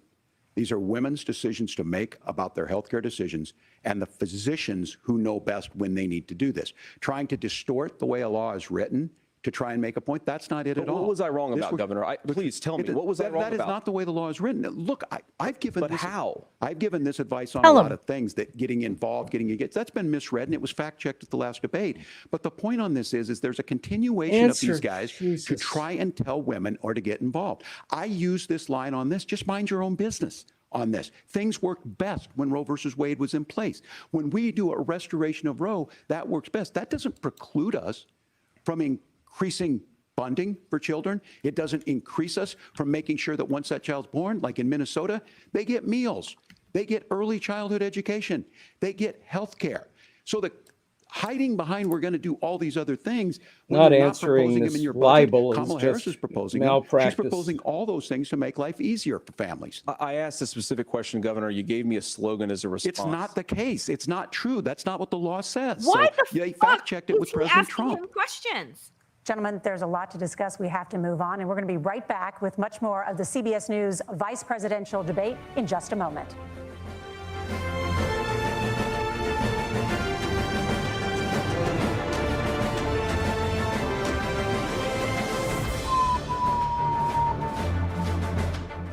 My head is going to explode. Yeah, I just don't understand how he could let that go by and not, and it was true even in the presidential debate. You say the only time we have late-term abortions is when there's an absolute catastrophe. Do you actually think women go 9 months and then say, oops, I made a mistake, I don't want this baby. And if a fetus survives, it's because there are horrible anomalies. Are you going to let this poor little baby who's going to die a horrible, painful death, go for hours more? There's so many ways of answering this. And he made it sound like it's actually true. Because that's what JD Vance is good at. He is a smooth talking liar that was allowed to say some of the most egregious things just now. And Mary said in the chat, nice guy. Like, I love Tim Walz. He's wonderful. He's a nice man. He's empathetic. But here's where you can actually use your privilege as a white man and get angry, and nobody's going to fucking say anything about it. Oh, you were angry. Who cares? Like, Democrats do not kill babies. That was like a clear, simple thing to fucking say. Yeah. This is the thing. First of all, he should be angry. Any sane person should be angry about that lie. Yes. And okay, we're not fact checking at CBS. Great. But JD Vance, I don't know, because he's so smarmy and arrogant, actually handed Tim Walz four opportunities to answer the fucking question. And he didn't do it because he's being polite. I mean, what can somebody explain that to me? Because it was inexcusable, and I'm very angry. I don't get this strategy, because clearly that's their strategy, and what he was framed to do. Well, Waj, what worries me is that the strategy is to pretend that we're living in the before times when you could be polite at debates and just, agree to disagree. This is the advice that was given to him by a Democratic establishment, that in order to win over white voters, you have to play super nice and not go aggressive. And it's, again, Democrats being cowardly. And again, Democrats being terrified of their own shadow. And again, Democrats worried about the likability of Rust Belt whites who probably will never vote for them, instead not realizing that people want passion and people want fighters, which is why Tim Walz was chosen. He let JD Vance get away with so much. It demanded a passion response. He never used the word lie. To this day, notice in the debate, he said, "You are lying." Didn't say it once. Didn't use the word weird. Weird is why you got friggin' the VP slot over so many other people, Tim Walz. He told JD Vance twice, I agree with much of what he says, even in the abortion question. This was the slam dunk. Now, he did do well as far as naming the women, reproductive rights, freedom of the body, steady hand. Yes. But what's going to happen is this debate's going to be a wash, in my opinion. Yep. Yeah. If we're lucky. Yes. He normalized JD Vance. He sane washed JD Vance. And he made JD Vance look like a normal white guy from Ohio, like my cousin Bob, who has different opinions, and not a guy who normalized rape, said childless cat women, shouldn't, should have less rights, and on and on and on. It's insane. And by the way, just really quickly, the moderators and JD Vance are all sane washing Donald Trump, and Walz is doing nothing about that either. Here we go. 100%.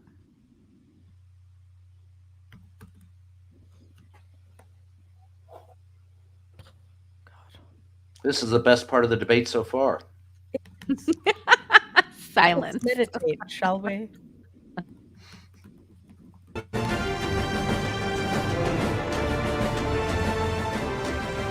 Welcome back to the CBS News Vice Presidential Debate. We want to turn now to America's gun violence epidemic. The leading cause of death for children and teens in America is by firearms.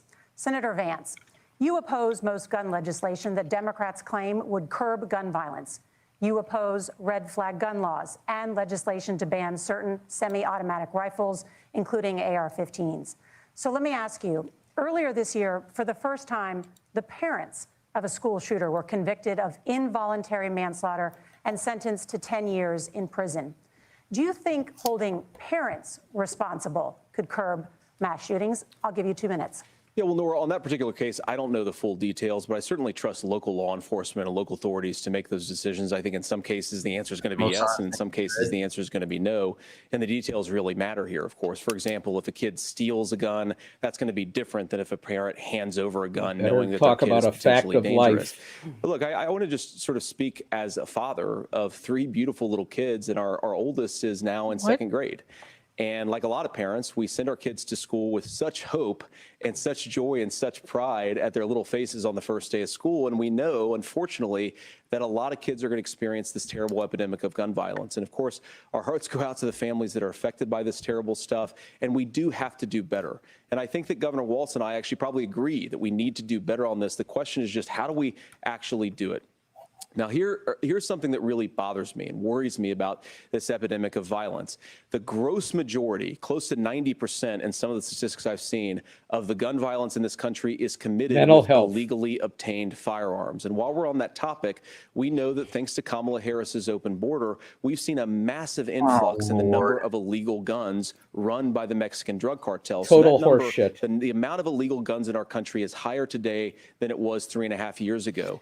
But what do we do about the schools? What do we do to protect our kids? And I think the answer is, and I say this not loving the answer, because I don't want my kids to go to school in a school that feels unsafe or where there are visible signs of security. But I unfortunately think that we have to increase Didn't he security say it's a fact of life? Get schools. used We to have it. to make the doors lock better. We have to make the doors stronger. You got to come back We've got to to. make He the said windows school stronger. shootings And of are a course, we've got fact to of life. increase school resource officers, because the idea that we can magically wave a wand and take guns out of the hands of bad guys, it just doesn't fit with recent experience. So we've got to make our schools safer. And I think we've got to have some common sense bipartisan solutions for how to do that. Governor, you have 2 minutes. Well, I think all the parents watching tonight, this is your biggest nightmare. Look, I got a 17-year-old, and he witnessed a shooting at a community center playing volleyball. Those things don't leave you. As a member of Congress, I sat in my office surrounded by dozens of the Sandy Hook parents, and they were looking at my 7-year-old picture on the wall. Their 7-year-old were dead. Damn it. And they were asking us to do something. And look, I'm a hunter. I own firearms. The vice president is. We understand that the Second Amendment is there, but our first responsibility is to our kids to figure this out. In Minnesota, we've enacted enhanced red flag laws, enhanced background checks, and we can start to get data. But here's the problem. If we really want to solve this, we've got folks that won't allow research to be even done on gun violence. And this idea that we should just live with it, and I here's what I do think, that this is a good start to the conversation. Say that he said it. Oh my God, that it's a fact of life. Hates it when these kids, it's abhorrent and it breaks your heart. I agree with that. No, But he's letting that's him not far breathe. enough. Jesus. When we know there are things that work. yeah. I've spent time in Finland and seen some Finnish schools. They don't have this happen, even though they have a high gun ownership rate in the country. There are reasonable things that we can do to make a difference. It's not infringing on your Second Amendment. And the idea to have some of these weapons out there, it just doesn't make any sense. Kamala Harris, as an attorney general, worked on this issue. She knows that it's there. No one's trying to scaremonger and say we're taking your guns, but I ask all of you out there, do you want your schools hardened to look like a fort? Is that what we have to go? When we know there's countries around the world that their children aren't practicing these types of drills. They're being kids. We owe it to them to get a fix. These are things that shouldn't be that difficult. You can still keep your firearms, and we can make a difference. And people like J.D. Vance will make that impossible. This breaks your heart. Senator. And he'll lie about it. I know that your 17-year-old witnessed a shooting. I'm sorry about that, and I hope that he's appreciate doing you okay. saying Oh, that. Christ have Jesus mercy. Christ. It is awful. And I appreciate what Tim said actually about Finland, because I do think it illustrates some of the frankly weird differences between our own country's gun violence problem and Finland. Is okay. First of all, we have way higher rates of mental health abuse or mental health substance abuse. We have way higher rates of depression, way higher rates of anxiety. We unfortunately have a mental health crisis in this country that I really do think that we need to get to the root causes of, because I don't think it's the whole reason why we have such a bad gun violence problem, but I do think it's a big piece of it. Another driver of the gun violence epidemic, especially that affecting our kids, it doesn't earn as many headlines, but is the terrible gun violence problem in a lot of our big cities. And this is why we have to empower law enforcement to arrest the bad guys, put them away, and take gun offenders off the streets. I think there's a whole host of things that we can do here, but I do think at our schools we've got to talk about more security. Senator, thank you. Governor, you previously opposed an assault weapons ban, but only later in your political career did you change your position. Why? Yeah, I sat in that office with those Sandy Hook parents. I've become friends with school shooters. I've seen it. Look, the NRA, I was the NRA guy for a long time. They used to teach gun safety. I'm of an age where my shotgun was in my car so I could He pheasant became hunt friends after with football school practice. shooters? Yes, That's not where that we live is today. not what he meant. And several School things I want to mention victims on of this school is shootings. talking about cities and where it's at. The number one where the most firearm deaths happen in Minnesota are rural suicides. And we have an epidemic of children getting guns and shooting themselves. And so we have, and we should look at all of the issues. Making sure folks have health care and all that, but I want to be very careful. This idea of stigmatizing mental health, just because you have a mental health issue doesn't mean you're violent. And I think what we end up doing is we start looking for a scapegoat. Sometimes it just is the guns. It's just the guns. And there are things that you can do about it. But I do think that this is one, and I think this is a healthy conversation. I think there's a capacity to find solutions on this that work, protect Second Amendment, protect our children. That's our priority. Gentlemen, thank you. Margaret? Thank you, Nora. Let's turn now to the top contributor to inflation, the high cost of housing and rent. There's a shortage of more than 4 million homes in the United States, and that contributes to the high housing prices. Governor Walz, the Harris campaign promises a $25,000 down payment assistance for first-time home buyers and a $10,000 tax credit. They also promise to build 3 million new homes. Where are you building these homes, and won't handing out that kind of money just drive up prices higher? No, it's not handing out. First, let me say this issue of housing, and I think those of you listening on this, the problem we've had is that we've got a lot of folks that see housing as another commodity. It can be bought up, it can be shifted, it can be moved around. Those are not folks living in those houses. Those of you listening tonight, that house is a big deal. I bought and owned one house in my life. My mom still lives in the house where I was. And when I think of a house, I'm thinking of Christmas services after midnight mass where you go with your family. We need to make it more affordable. And one of the things, as I said, this program that the Vice President is pushing forward and bringing a new way of approaching this is something we're doing in Minnesota from that lead. We in the state invested in making sure our housing was the biggest investment that we'd ever made in housing. It starts to make it easier. We cut some of the red tape. Local folks, look, we can't do it at the federal level, but local folks make it easier to build those homes. And then that down payment assistance. I can tell all of you out there, certainly for me, using the GI Bill was one thing, but a veteran's home loan, the big thing about a veteran's home loan is you don't have to pay the down payment. Those are things that make it there. Now, look, you're going to pay it back and you're going to pay your mortgage. Those are things that we know in the long run, the appreciated value, the generational wealth that's created from it. And I will give Minneapolis an example. Minneapolis is the one city where we've seen the lowest inflation rates. We've seen a 12% increase in stock because we've put some of these things in, and we're implementing a state program to make sure we give some of that down payment assistance. We get it back from people because here's what we know. People with stable housing end up with stable jobs. People with stable housing have their kids able to be able to get to school. All of those things in the long run end up saving our money. And that's the thing that I think we should be able to find some common ground in, but we can't blame immigrants for the only reason. That's not the case that's happening in many cities. The fact of the matter is that we don't have enough naturally affordable housing, but we can make sure that the government's there to help kickstart it, create that base. Governor, your time is up. Senator Vance, as far as your campaign's position, the promise is to seize federal lands to build homes, remove regulation, provide tax breaks, and cut back on immigration, which you say pushes up prices.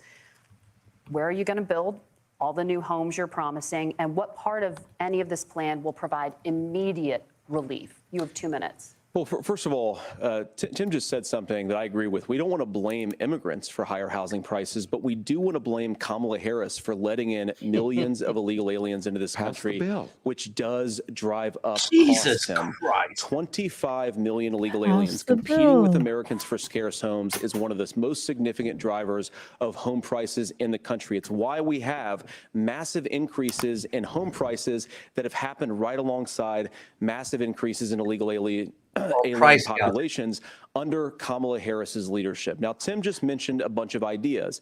Now, some of those ideas I actually think are halfway decent, and some of them I disagree with. But the most important thing here is Kamala Harris is not running as a newcomer to politics. She is the sitting vice president. If she wants to enact all of these policies to make housing more affordable, I invite her to use the office that the American people already gave her, not sit around and campaign and do nothing while Americans find the American dream of homeownership completely unaffordable.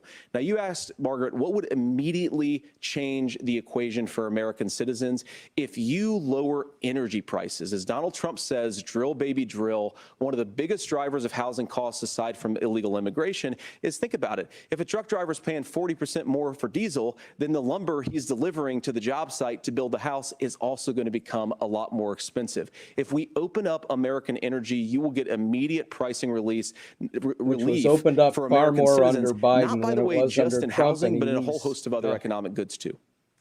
Senator Vance, you still have 23 seconds there. Do you want to answer? Can I have it? Where, Governor, we will get to you in No, a moment. please, But Senator, give it back to where are Vance. you going to seize the federal lands? Can you clarify? Well, what Donald Trump has said is we have a lot of federal lands that aren't being used for anything. They're not being used for national park. They're not being used, and they could be places where we build a lot of housing. And I Let's do think that we despoil should them. be opening up building in this country. We have a lot of land that could be used. We have a lot of Americans that need homes. We should be kicking out illegal immigrants who are competing for those homes, and we should be building more homes for the American citizens who deserve to be here. Senator, your time is up.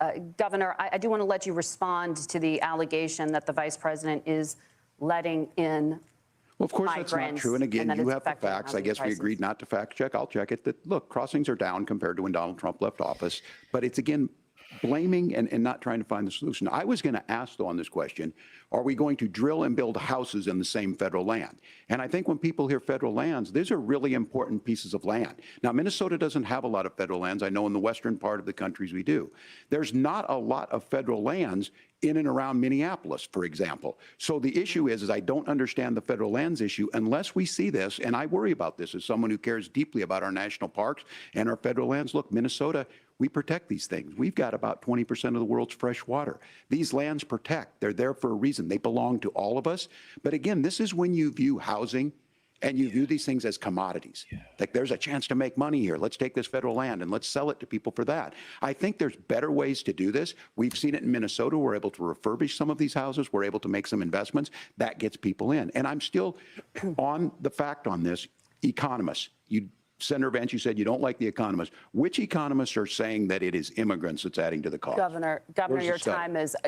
time is up. But Senator, on that point, I'd like for you to clarify. There are many contributing factors to high housing costs. What evidence do you have that migrants are part of this problem? Fact-checking by a There's a Federal moderator. Reserve study that we're happy to share. Hello. After the debate. We'll put it up on social media, actually, that really drills down on the connection between increased levels of migration, especially words, he illegal doesn't have it. immigration, and higher housing prices. Now, of course, Margaret, that's not the entire driver of higher housing prices. It's also the regulatory regime of Kamala Harris.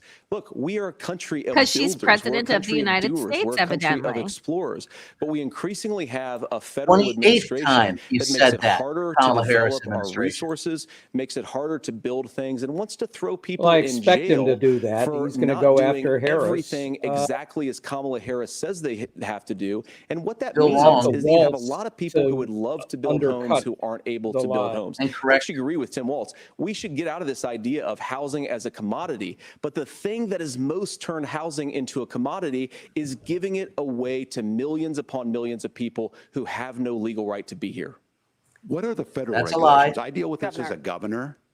You can very quickly reply. I'm sorry. I get this as a governor, and I don't necessarily disagree with that, that in some cases, many of those are Fuck's local. sake.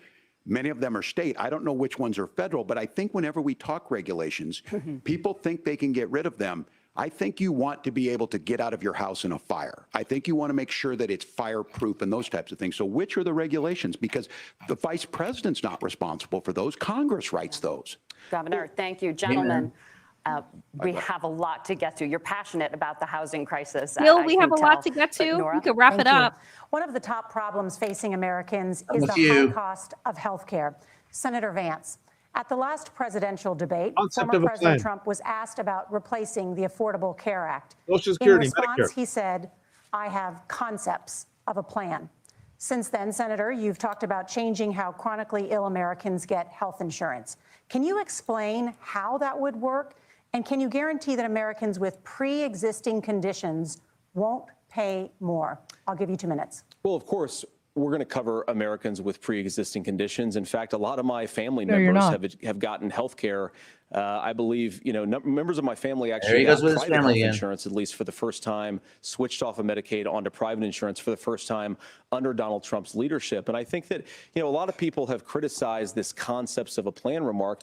Look, it's very simple common sense. I think as Tim Walz knows from 12 years in Congress, you're not going to propose a 900-page bill standing on a debate stage. It would bore everybody to tears, and it wouldn't actually mean anything because part of this is the give and take of bipartisan negotiation.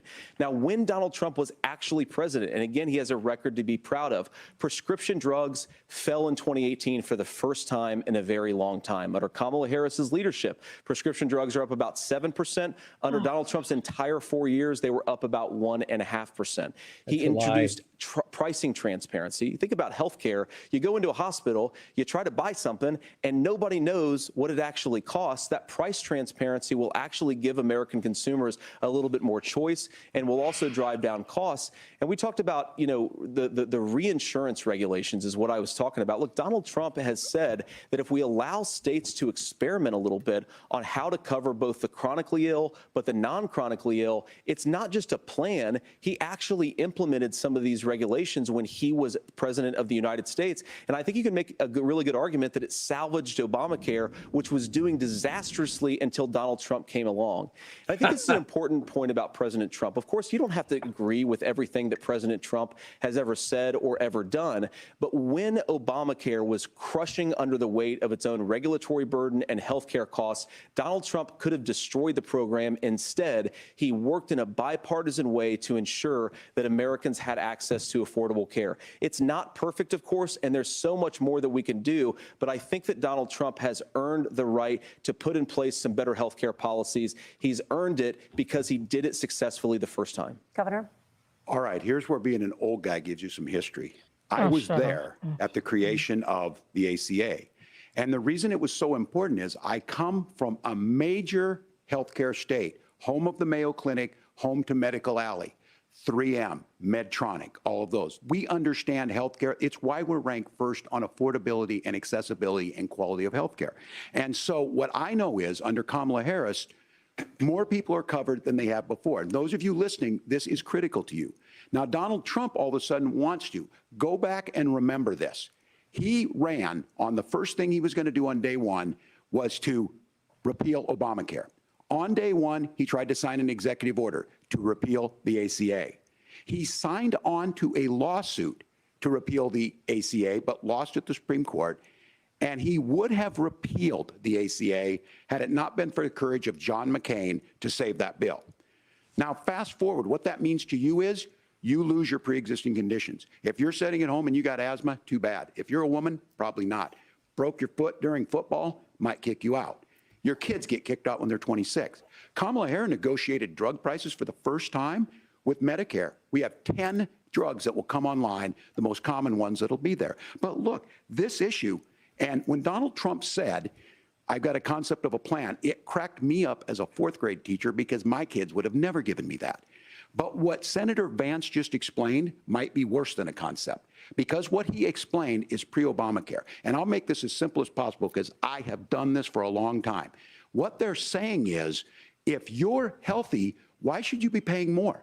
So what they're going to do is let insurance companies pick who they insure, because guess what happens? You pay your premium, it's not much.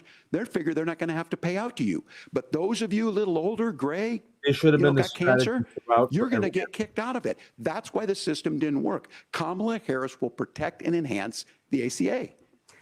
Governor, Every thank you. answer Senator, you have not yet explained This was how the you would best protect answer. people with pre-existing conditions. Yes. Or laid out that plan. Well, look, we currently have laws and regulations in place right now that protect people with pre-existing conditions. We want to keep those regulations in place, but we also want to make the health insurance marketplace function a little bit better.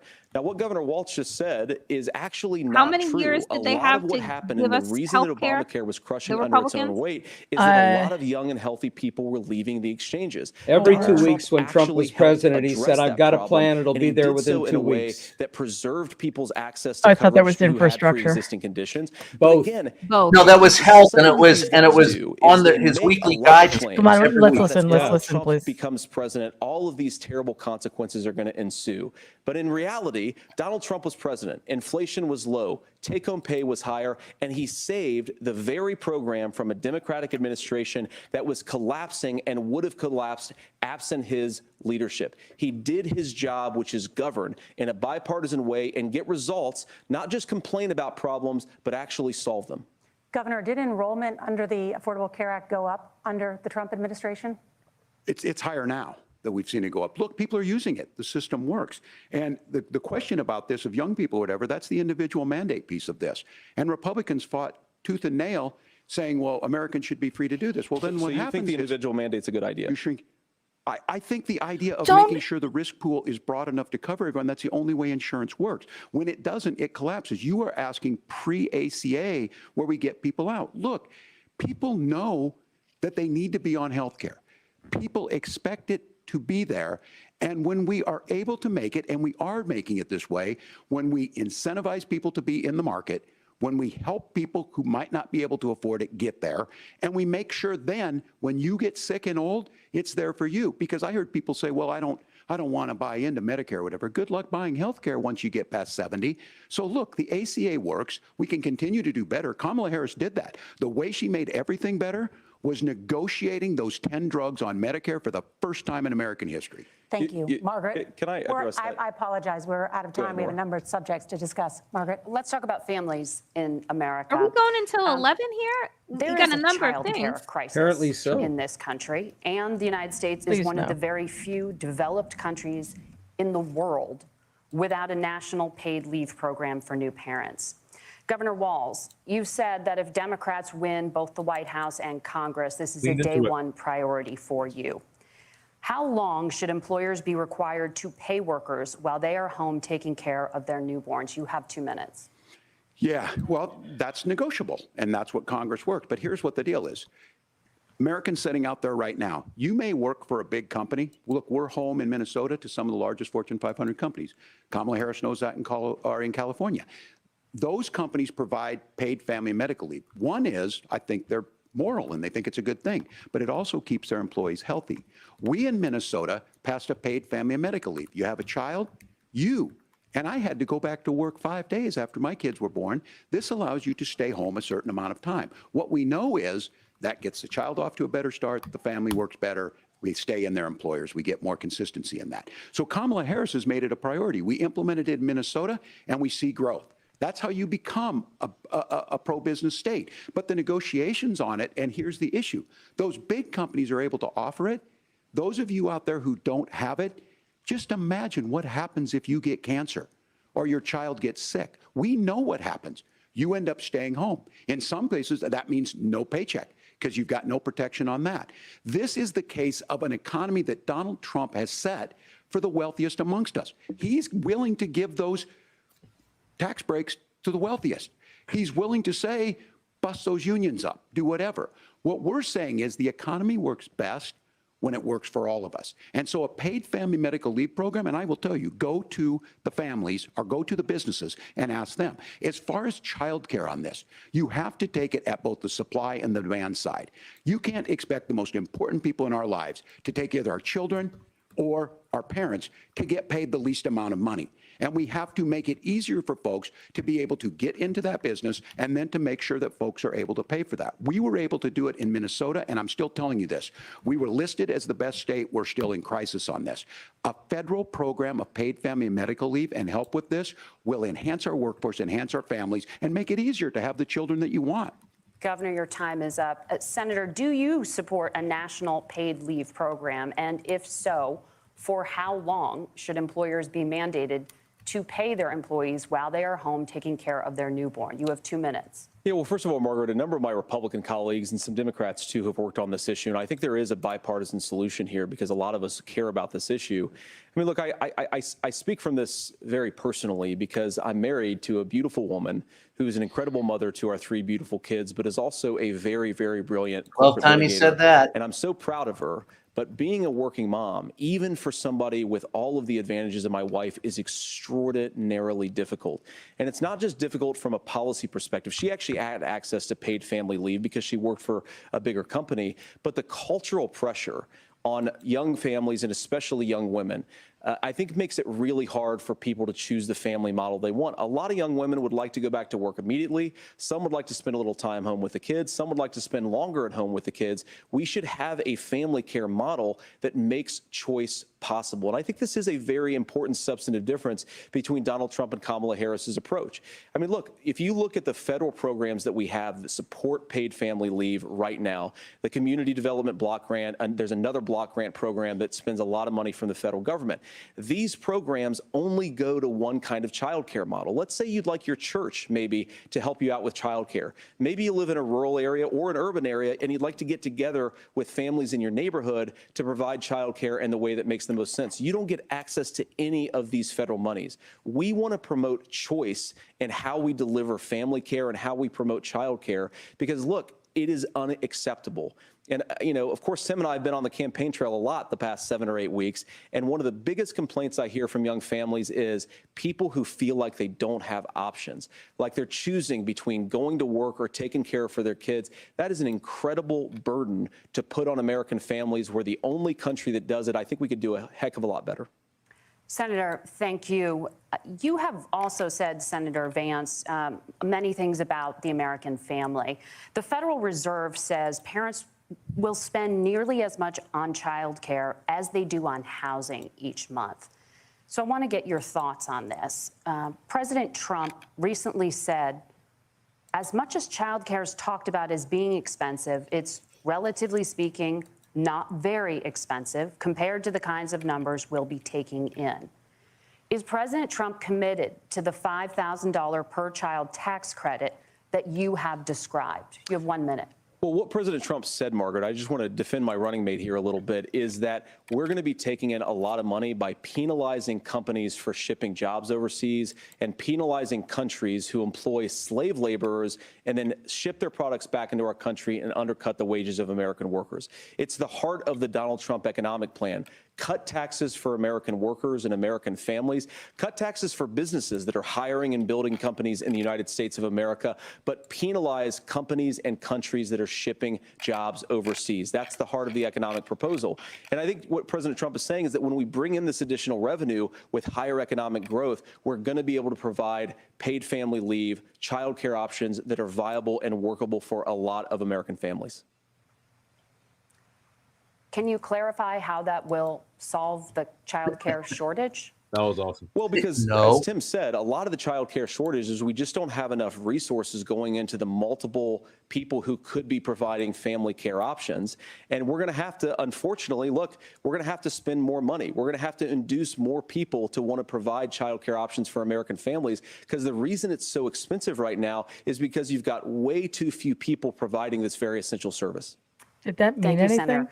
Governor Walz, your ticket also has some child care tax credit proposals.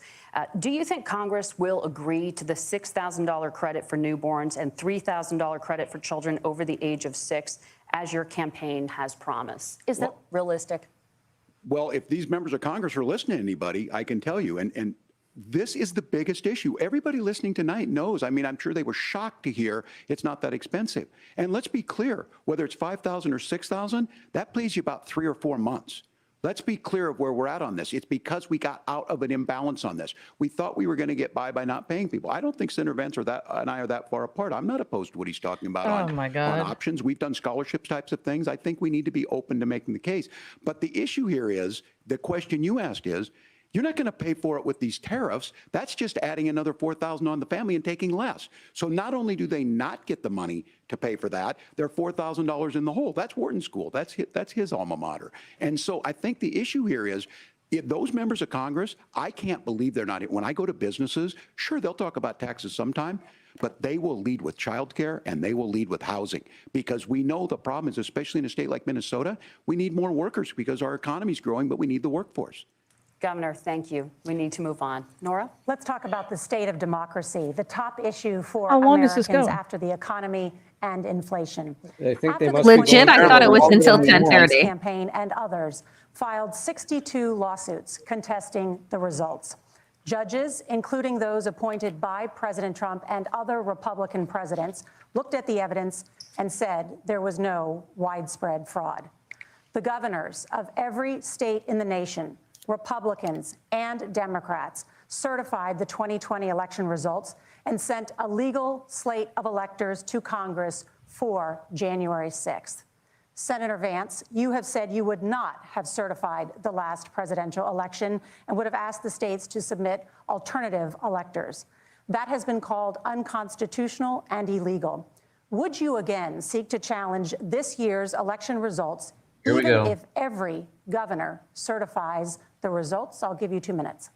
Well, Nora, first of all, I think that we're focused on the future. We need to figure out how to solve the inflation crisis caused by Kamala Harris's policies, make housing affordable, make groceries affordable. That's what we're focused on. But I want to answer your question because you did ask it.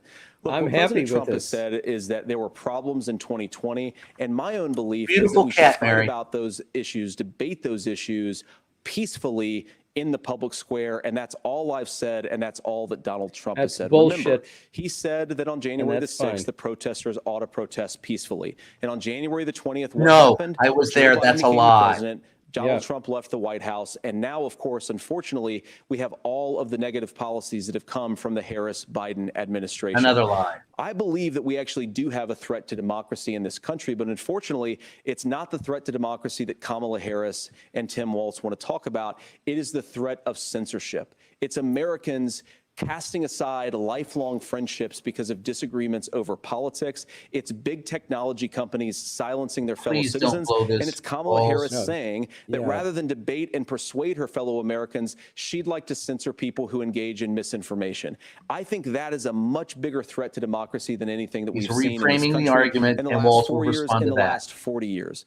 Now, I'm really proud, especially given that I was raised by two lifelong blue-collar Democrats, to have the endorsement of Bobby Kennedy Jr. and Tulsi Gabbard, lifelong leaders in the Democratic coalition. And of course, they don't agree with me and Donald Trump on every issue. We don't have to agree on every issue, but we're united behind a basic American First Amendment principle that we ought to debate our differences. We ought to argue about them. We ought to try to persuade our fellow Americans. Yeah, Kamala that's why Harris people are is dying of engaged in measles. censorship at an industrial scale. She did it during COVID. That's why he tried to She's take done away it my over a press number of pass, 'cause other he issues, loves and First that, to me, Amendment. is a much bigger threat to democracy than What what is Donald happening? Trump said when he said that one protesters should knows. peacefully No protest one on January knows. the 6th. Governor? Well, I've enjoyed tonight's debate, and I think there was a lot of commonality here. And Oh. I'm sympathetic to misspeaking on things, and I think I might have with the senator. But me too, man. There's one though that this one is troubling to me, and I say that because Oh, I think we need to tell the story. Donald Trump refused to acknowledge this, and the fact is that I don't think we can be the frog in the pot and let the boiling water go up. He was very clear. I mean, he lost this election, and he said he didn't. 140 police officers were beaten at the Capitol that day, some with the American flag, several later died. And it wasn't just in there. In Minnesota, a group gathered on the state capitol grounds in St. Paul and said, we're marching to the governor's residence and there may be casualties. The only person there was my son and his dog, who was rushed out crying by state police. That issue and Mike Pence standing there as they were chanting, hang Mike Pence. Mike Pence made the right decision. So, Senator, it was adjudicated over and over and over. I worked with kids long enough to know, and I said as a football coach, sometimes you really want to has win, diffused but bands, the democracy is bigger than winning an election. You shake hands, and then you try and do everything you can to help the other side win. That's what was at stake here. Right. Now, the thing I'm most concerned about is the idea that imprisoning your political opponents, already laying the groundwork for people not accepting this. And a president's words matter. A president's words matter. People hear that. So I think this issue of settling our differences at the ballot box, shaking hands when we lose, being honest about it, but to deny what happened on January 6th, the first time in American history that a president or anyone tried to overturn a fair election and the peaceful transfer of power. And here we are 4 years later in the same boat. I will tell you this, that when this is over, we need to shake hands this election, and the winner needs to be the winner. This has got to stop. It's tearing our country apart. Margaret? Senator Vance, did you want to respond to that? Yeah, well, look, Tim, first of all, it's really rich for Democratic leaders to say that Donald Trump is a unique threat to democracy when he peacefully gave over power on January the 20th, as we've done for 250 years. In this Holy shit! Shake hands after this debate. What world am I in? I was there. That's a lie. But if Tim Walz is the next vice president, he'll have my prayers, he'll have my best wishes, and he'll have my help whenever he wants it. This has but to we stop. have to remember that for years in this country, Democrats protested the results of elections. Hillary Clinton in 2016 said that Donald Trump had the election stolen by Vladimir Putin because the Russians bought like $500,000 worth of Facebook ads. This has been going on for a long time. And if we want to say that we need to respect the results of the election, I'm on board. But if we want to say, as Tim Walz is saying, that this is just a problem that Republicans have had, I don't buy that. He's giving the answer. January 6th was not Facebook ads. And I think a revisionist history on this. Look, I there you go. Don't understand how we got to this point. But the issue was that happened. Donald Trump can do it. And all of us say there's no place for this. It has massive repercussions. This idea that there's censorship to stop people from threatening to kill someone, threatening to do something, that's not censorship. Censorship is book banning. We've seen that. We've seen that brought up. I just think for everyone tonight, and I'm going to thank Senator Vance. I think this is the conversation they want to hear. And I think there's a lot of agreement. But this is one that we are miles apart on. This was a threat to our democracy in a way that we had not seen. Finally, it manifested itself because of Donald Trump's inability to say. He is still saying he didn't lose the election. I would just ask that. Did he lose the 2020 election?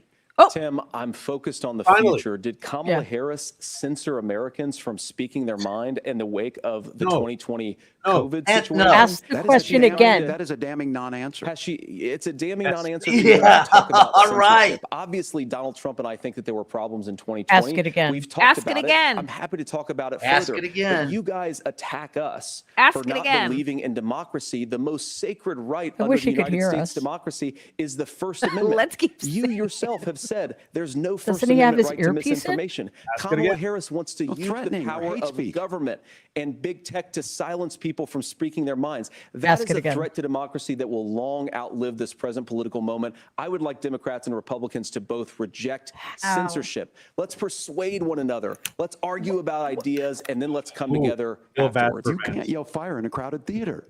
That's the test. That's the Supreme Court test. Tim, fire in a crowded theater. You guys wanted to kick people off of Facebook for saying that toddlers shouldn't wear masks. Senator, the governor does have the floor. Fire in a crowded theater. That is criticizing the policies of the government, which is the right of every American. Senator, the governor does have the floor for 1 minute to respond to you. Yeah.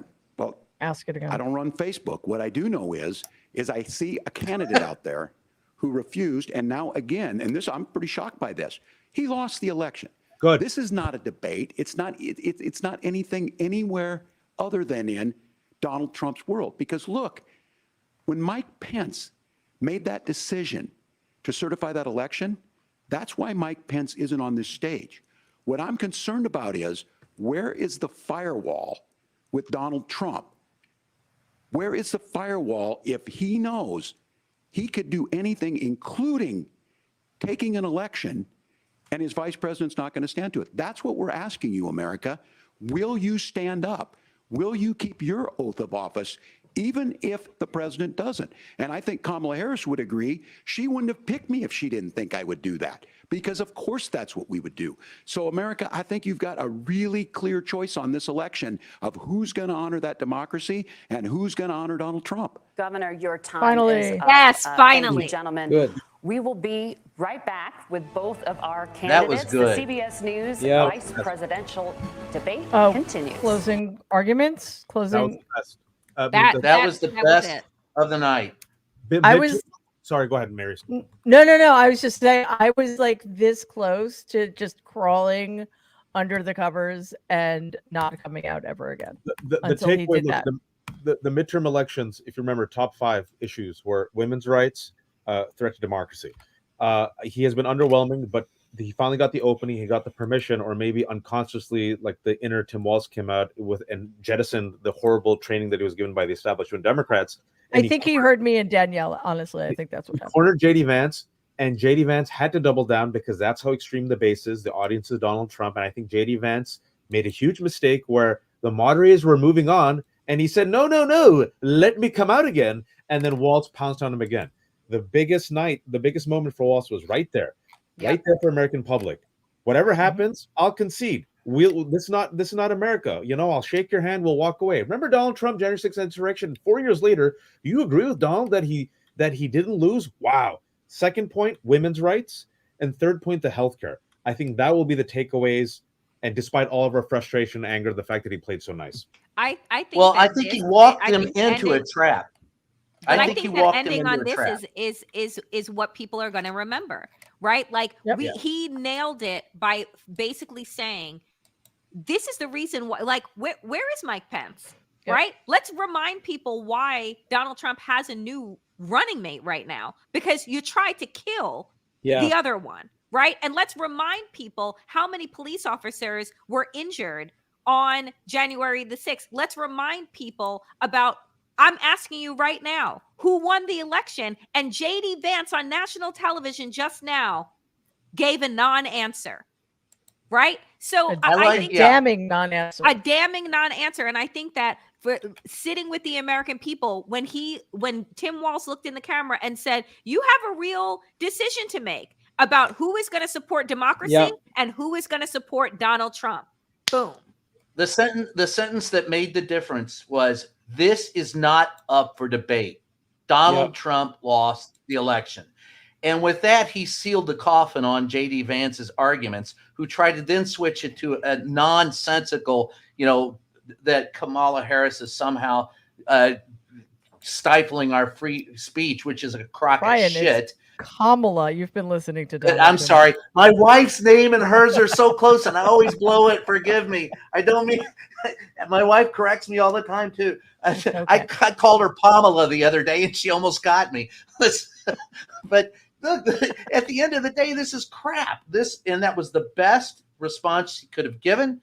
It was, and that will be in the commercials. That will be on, and to the rest of it, Waj is right. As far we've been talking in the chat, the private chat. I agree with you on where he's. But I will just reiterate. I've been counting of the freaking 17. I think it's 17 different things at this point. Categories. JD Vance has lied a grand total of, on average, 7 times every time he opens his mouth, for a whopping 96% at this point. He's 96 lies. He's mentioned his working class roots 12 times, his family 14 times, and he has said that he's for the working people 23 times. So he's trying to make it all about himself. That's his way of ingratiating himself with those voters, but he has not reached out. Nothing he has said tonight has reached out to the undecided. I think Walz, by trying to play nice, has reached out to some of those Trump voters to try and get them to be. It's a strategy. Whether I agree with it or not, I'm just saying that's the strategy. That clearly was the strategy. And do you think it worked though, Norm? I am highly skeptical that it worked. As am I. We'll talk about that after hopefully this is over very soon, because wow, it's long. Welcome back to the CBS News Vice Presidential Debate. It is now time for the closing statement. Senator Vance won the virtual coin toss and elected to go last. So Governor Walz, you are first. You have 2 minutes. Well, thank you, Senator Vance. Thank you to CBS News. And most importantly, thank you to all of you. If you're still up and the folks who miss Dancing with Our Stars, I appreciate it. But look, the support of the democracy matters. It matters that you're here. And I'm as surprised as anybody of this coalition that Kamala Harris has built, from Bernie Sanders to Dick Cheney to Taylor Swift, and a whole bunch of folks in between there. And they don't all agree on everything, but they are truly optimistic people. They believe in a positive future of this country, and one where our politics can be better than it is. And I have to tell you, that that better than it is the sense of optimism that there can be an opportunity economy that works for everyone, not just to get by, but to get ahead. And the idea that freedom really means something, not the freedom of government to be in your bedroom or exam room, but the freedom for you to make choices about yourself. Now, look, we all know who Donald Trump is. He's told us, and as Maya Angelou said, believe him when he told you that. His first inaugural address talked about American carnage, and then he spent 4 years trying to maybe do that. Senator Vance tonight made it clear he will stand with Donald Trump's agenda. He will continue to push down that road. Excuse me. Kamala Harris gives us a different option. Now, I'll have to tell you, I'm going to be careful about the quotes, but there's one that Senator Vance said that does resonate with me. He said, Donald Trump makes the people I care about afraid. A lot of America feels that way. We don't need to be afraid. Franklin Roosevelt was right. All we have to fear is fear itself. Kamala Harris is bringing us a new way forward. She's bringing us a politics of joy. She's bringing real solutions for the middle class, and she's centering you at the heart of that. All the while asking everyone, join this movement, make your voices heard. Let's look for a new day where everybody gets that opportunity and everybody gets a chance to thrive. I humbly ask for your vote on November 5th for Kamala Harris. Governor Walz, thank you. Senator Vance, your closing statement. Well, I want to thank Governor Walz, you folks at CBS, and of course the American people for tuning in this evening. And one of the issues we didn't talk about was energy. And I remember when I was being raised by my grandmother, when she didn't have enough money to turn on the heat some nights because Ohio gets pretty cold at night. Because money was often very tight. And I believe, as a person who wants to be your next vice president, that we are a rich and prosperous enough country where every American, whether they're rich or poor, ought to be able to turn on their heat in the middle of a cold winter night. That's gotten more difficult thanks to Kamala Harris's energy policy. Unless you're an immigrant. I believe that whether you're rich or poor, you ought to be able to afford a nice meal for your family. That's gotten harder because of Kamala Harris's policies. Unless you're an I believe immigrant. that whether you're rich or poor, you ought to be able to afford to buy a house. You ought to be able to live in safe neighborhoods. You ought to not have your communities flooded with fentanyl. And that, too, has gotten harder with Kamala. Remember of Kamala Dan Harris's Quayle's policies? Now, I've been in politics long enough to do what Kamala Harris does when she stands before the American people and says that on day one, she's going to work on all these challenges I just listed. Better than being a dictator. Been the vice president for 3.5 years. Day one was 1,400 days ago, and her policies have made these problems worse. Now, I believe that we have the most beautiful country in the world. I meet people on the campaign trail who can't afford food, but have the grace and generosity to ask me how I'm doing and to tell me they're praying for my family. What that has taught me is that we have the greatest country, the most beautiful country, the most incredible people anywhere in the world. Except for the immigrants. But they're not going to be able to achieve Yeah, their well, full Donald Trump dreams says it's a with the hellscape. broken leadership that we have in Washington. They're That's not going to right. be able to live their American dream if we do the same thing that we've been doing for the last 3.5 years. We need change. We need a new direction. We need a president who has already done this once before and did it well. Please vote for Donald Trump. And whether you vote for me or vote for Tim Walz, I just want to say I'm so proud to be doing this, and I'm rooting for you. God bless you, and good night. Senator Vance, thank you. Vile. And thank you both for participating in the only vice presidential debate of this election cycle. I'm Margaret Brennan. And I'm Nora O'Donnell. And a reminder, there are just 35 days until Election Day. Okay. Please get All out right. and vote. And for Thank all you of to us the here at non-entities CBS that were News, the moderators. thank you and good night. Everybody who's on with us now, we're going to hop over. It's very loud. Hold on. Danielle, hopefully we'll see. Okay, cool. Danielle, have fun. Hopefully we'll see you later. Bye. Okay, so everybody who's watching us, we're going to continue our post-debate analysis on our other live stream. So meet us over there. Norm, Brian, I will see you within seconds, no doubt. Okay. Okay, awesome.